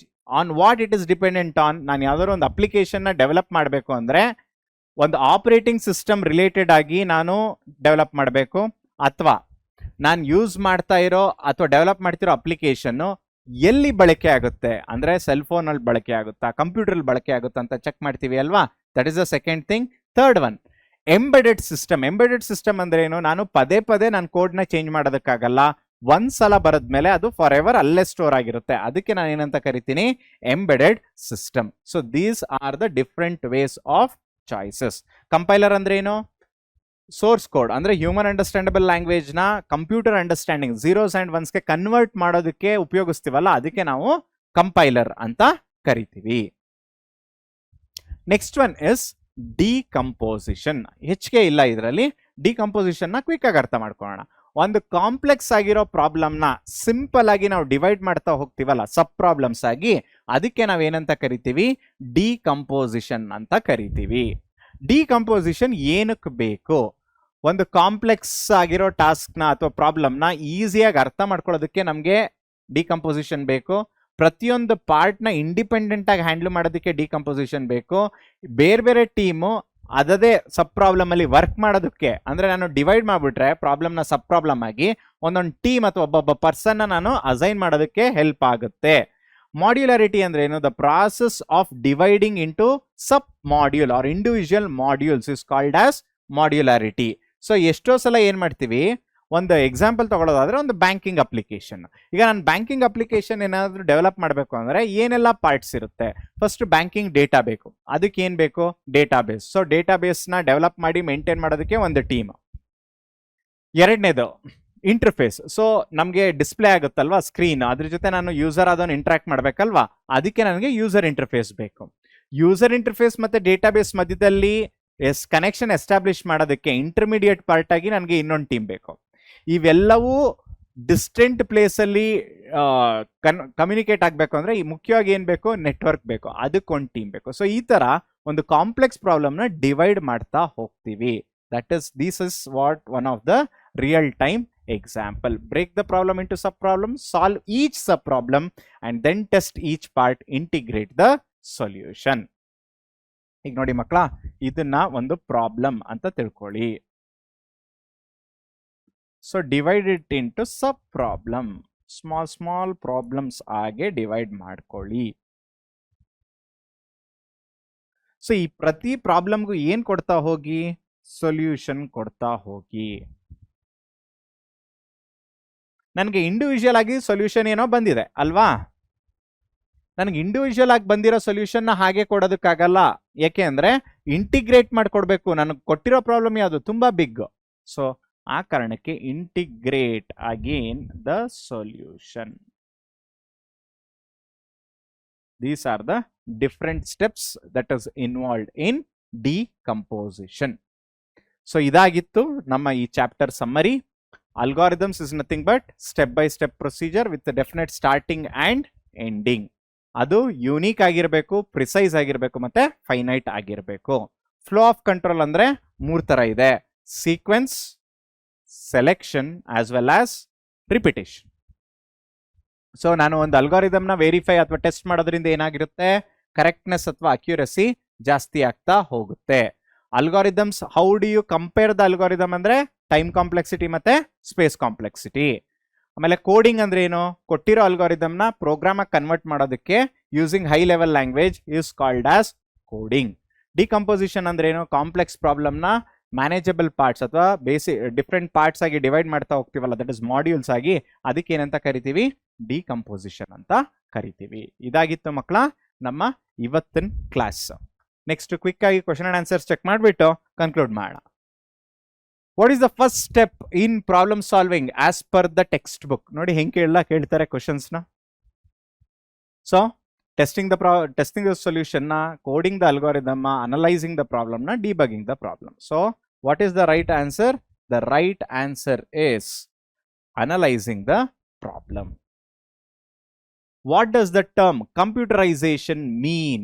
The use of computers to develop software for automating the task. The physical components of computer system the process of debugging the problem, the network connectivity of computer. So ಇದಕ್ಕೆ correct ಆಗಿರೋ answer, the use of computers to develop the software as well as for automating the task. What does the process of coding involve? Coding ಅಲ್ಲಿ ಏನಿದೆ? Algorithm ಬರಿತೀವಾ? ಇಲ್ಲ. ಪ್ರೋಗ್ರಾಮ್ನ test ಮಾಡ್ತೀವಾ? ಇಲ್ಲ. Convert the algorithm into the format understood by the computer? ಹೌದು. Debugging the code? ಇಲ್ಲ. So actually coding ಅಂದ್ರೆ ಏನು? ಒಂದು ಅಲ್ಗಾರಿದಮ್ನ ನಾವು ಕಂಪ್ಯೂಟರ್ ಅರ್ಥ ಆಗೋ ಭಾಷೆಗೆ ಕನ್ವರ್ಟ್ ಮಾಡ್ತೀವಲ್ಲ, ಆ ಪ್ರಾಸೆಸ್ನ ನಾವು ಕೋಡಿಂಗ್ ಅಂತ ಕರಿತೀವಿ. Which step comes immediately after developing on algorithm? ಒಂದು ಅಲ್ಗಾರಿದಮ್ನ ಡೆವಲಪ್ ಮಾಡಿದ ತಕ್ಷಣ ಏನ್ ಮಾಡ್ತೀವಿ? ಕೋಡಿಂಗ್ ಮಾಡ್ತೀವಿ. ಕೋಡಿಂಗ್ ಮಾಡಿದ್ಮೇಲೆ ಏನ್ ಮಾಡ್ತೀವಿ? ಟೆಸ್ಟ್ ಮಾಡ್ತೀವಿ. ಟೆಸ್ಟ್ ಮಾಡಿದ್ಮೇಲೆ ಏನ್ ಮಾಡ್ತೀವಿ? ಡಿಬಗ್ಗಿಂಗ್ ಮಾಡ್ತೀವಿ. So coding. Next, what does GIGO stand? So ಇದು ಮಾಡೆಲ್ ಕ್ವಶನ್ಸ್ ಪೇಪರ್ಸ್ಲು ಇವೆಲ್ಲ ಬರ್ತಿದೆ, ಅದಕ್ಕೆ ಇದನ್ನ ಹಾಕಿದ್ದೀನಿ. GIGO ಅಂದ್ರೆ ಗಾರ್ಬೇಜ್ ಇನ್ ಗಾರ್ಬೇಜ್ ಔಟ್. ಅಂದ್ರೆ ಏನರ್ಥ? ನಾನು ಸರಿಯಾಗಿ ಇನ್ಪುಟ್ ಕೊಟ್ರೆ ನನಗೆ ಸರಿಯಾಗಿರೋದೇ ಔಟ್ಪುಟ್ ಬರುತ್ತೆ. ನಾನು ತಪ್ಪಾಗಿರೋ ಇನ್ಪುಟ್ ಕೊಟ್ರೆ ತಪ್ಪಾಗಿರೋ ಔಟ್ಪುಟ್ ಬರುತ್ತೆ. ನಾನು ಏನ್ ಇನ್ಪುಟ್ ಹಾಕಿ ಕೊಡ್ತೀನೋ ಅಂದ್ರೆ ಕರೆಕ್ಟ್ ಆಗಿರೋದು ಕೊಟ್ರೆ ಕರೆಕ್ಟ್ ಆಗಿರೋ ಔಟ್ಪುಟ್ ಬರುತ್ತೆ, ತಪ್ಪಾಗಿ ಕೊಟ್ರೆ ಇನ್ಪುಟ್ ತಪ್ಪಾಗಿ ಔಟ್ಪುಟ್ ಬರುತ್ತೆ. That is what you call it as garbage in garbage out. What is the output of an algorithm? Is it an input data, set of instruction, result of the process, the debugging report? Answer is the result of the process. ಅರ್ಥ ಮಾಡ್ಕೊಳ್ಳಿ. What is the role of testing in problem solving process? ಸೊ ಏನ್ use ಮಾಡ್ತೀವಿ? Problem analyse ಮಾಡೋದಕ್ಕೆ ಮಾಡ್ತೀವಾ? ಇಲ್ಲ. Algorithm use ಮಾಡೋದಕ್ಕೆ testing ಮಾಡ್ತೀವಾ? ಇಲ್ಲ. To check the program if the program meets the requirement? ಹೌದು. To convert the algorithm into the code? Illa. So the right answer is whether the program meets the requirements. Why is roadmap important for the programmer? ನೋಡಿದ ತಕ್ಷಣ ನಮಗೆ answer ಗೊತ್ತಾಗುತ್ತಲ್ವಾ? ಹೇಗೆ? To clearly visualize the instruction to be written. Which shape of the flowchart represents input as well as the output? Oval ಏನ್ ಮಾಡುತ್ತೆ? Starting and ending. Rectangle ಏನ್ ಮಾಡುತ್ತೆ? Process. Parallelogram input and output. Diamond ಏನಕ್ಕೆ use ಮಾಡ್ತೀವಿ? Decision making. What should be the next step if an algorithm is not producing the correct output? Algorithm correct ಆಗಿರೋ output ಕೊಡ್ತಿಲ್ಲ ಅಂದ್ರೆ ಏನ್ ಮಾಡ್ಬೇಕು? ಎರರ್ನ ಇಗ್ನೋರ್ ಮಾಡ್ತೀವಾ? ಇಲ್ಲ. ಪ್ರಾಬ್ಲಮ್ನೇ ಪ್ರಾಬ್ಲಮ್ ಸ್ಟೇಟ್ಮೆಂಟ್ನೇ ರೀರೈಟ್ ಮಾಡ್ತೀವಾ? ಮಾಡಬಾರ್ದು. Revise the algorithm to check for logical errors? ಹೌದು. ನಾವು ಫ್ಲೋ ಚಾರ್ಟ್ ಕನ್ವರ್ಟ್ ಮಾಡೋದ್ರಿಂದ ಪ್ರಾಬ್ಲಮ್ ಸಾಲ್ವ್ ಆಗಲ್ಲ. ಸೊ ಇದು ತಪ್ಪು. What should be done if a program produces unexpected result? So ನಾನು ಅನ್ಕೊಂಡಂಗೆ ಅದು ಬರ್ತಿಲ್ಲ ಅಂದ್ರೆ ಏನ್ ಮಾಡಬೇಕು? Ignore the result, reanalyse the problem, debug and test the program, write a new algorithm. If a program produces unexpected result, so ಅವಾಗ ಏನ್ ಮಾಡಬೇಕು? ಪ್ರಾಬ್ಲಮ್ ನ ರೀಅನಲೈಸ್ ಮಾಡೋದಲ್ಲ, ಈ ರಿಸಲ್ಟ್ ನ ಇಗ್ನೋರ್ ಮಾಡೋದಲ್ಲ, debug and test and write a new algorithm. So ಇದು debug and test the program. Why I am not getting the proper result? Why is debugging essential as a part of problem solving in programming? To write an algorithm, to fix the error, to reduce the size of the program, to develop the problem statement. So to fix the errors in the code. So ಒಂದು assertion ಮತ್ತೆ reasoning ಇದೆ. A flowchart is a type of a diagram that represents the workflow or process. A flowchart can also be defined as a diagrammatic representation of an algorithm. So ಈ ಎರಡು ಕರೆಕ್ಟೇ, but is it a correct explanation? May not be. Both A and R is true. R is not, cannot be the correct explanation for A.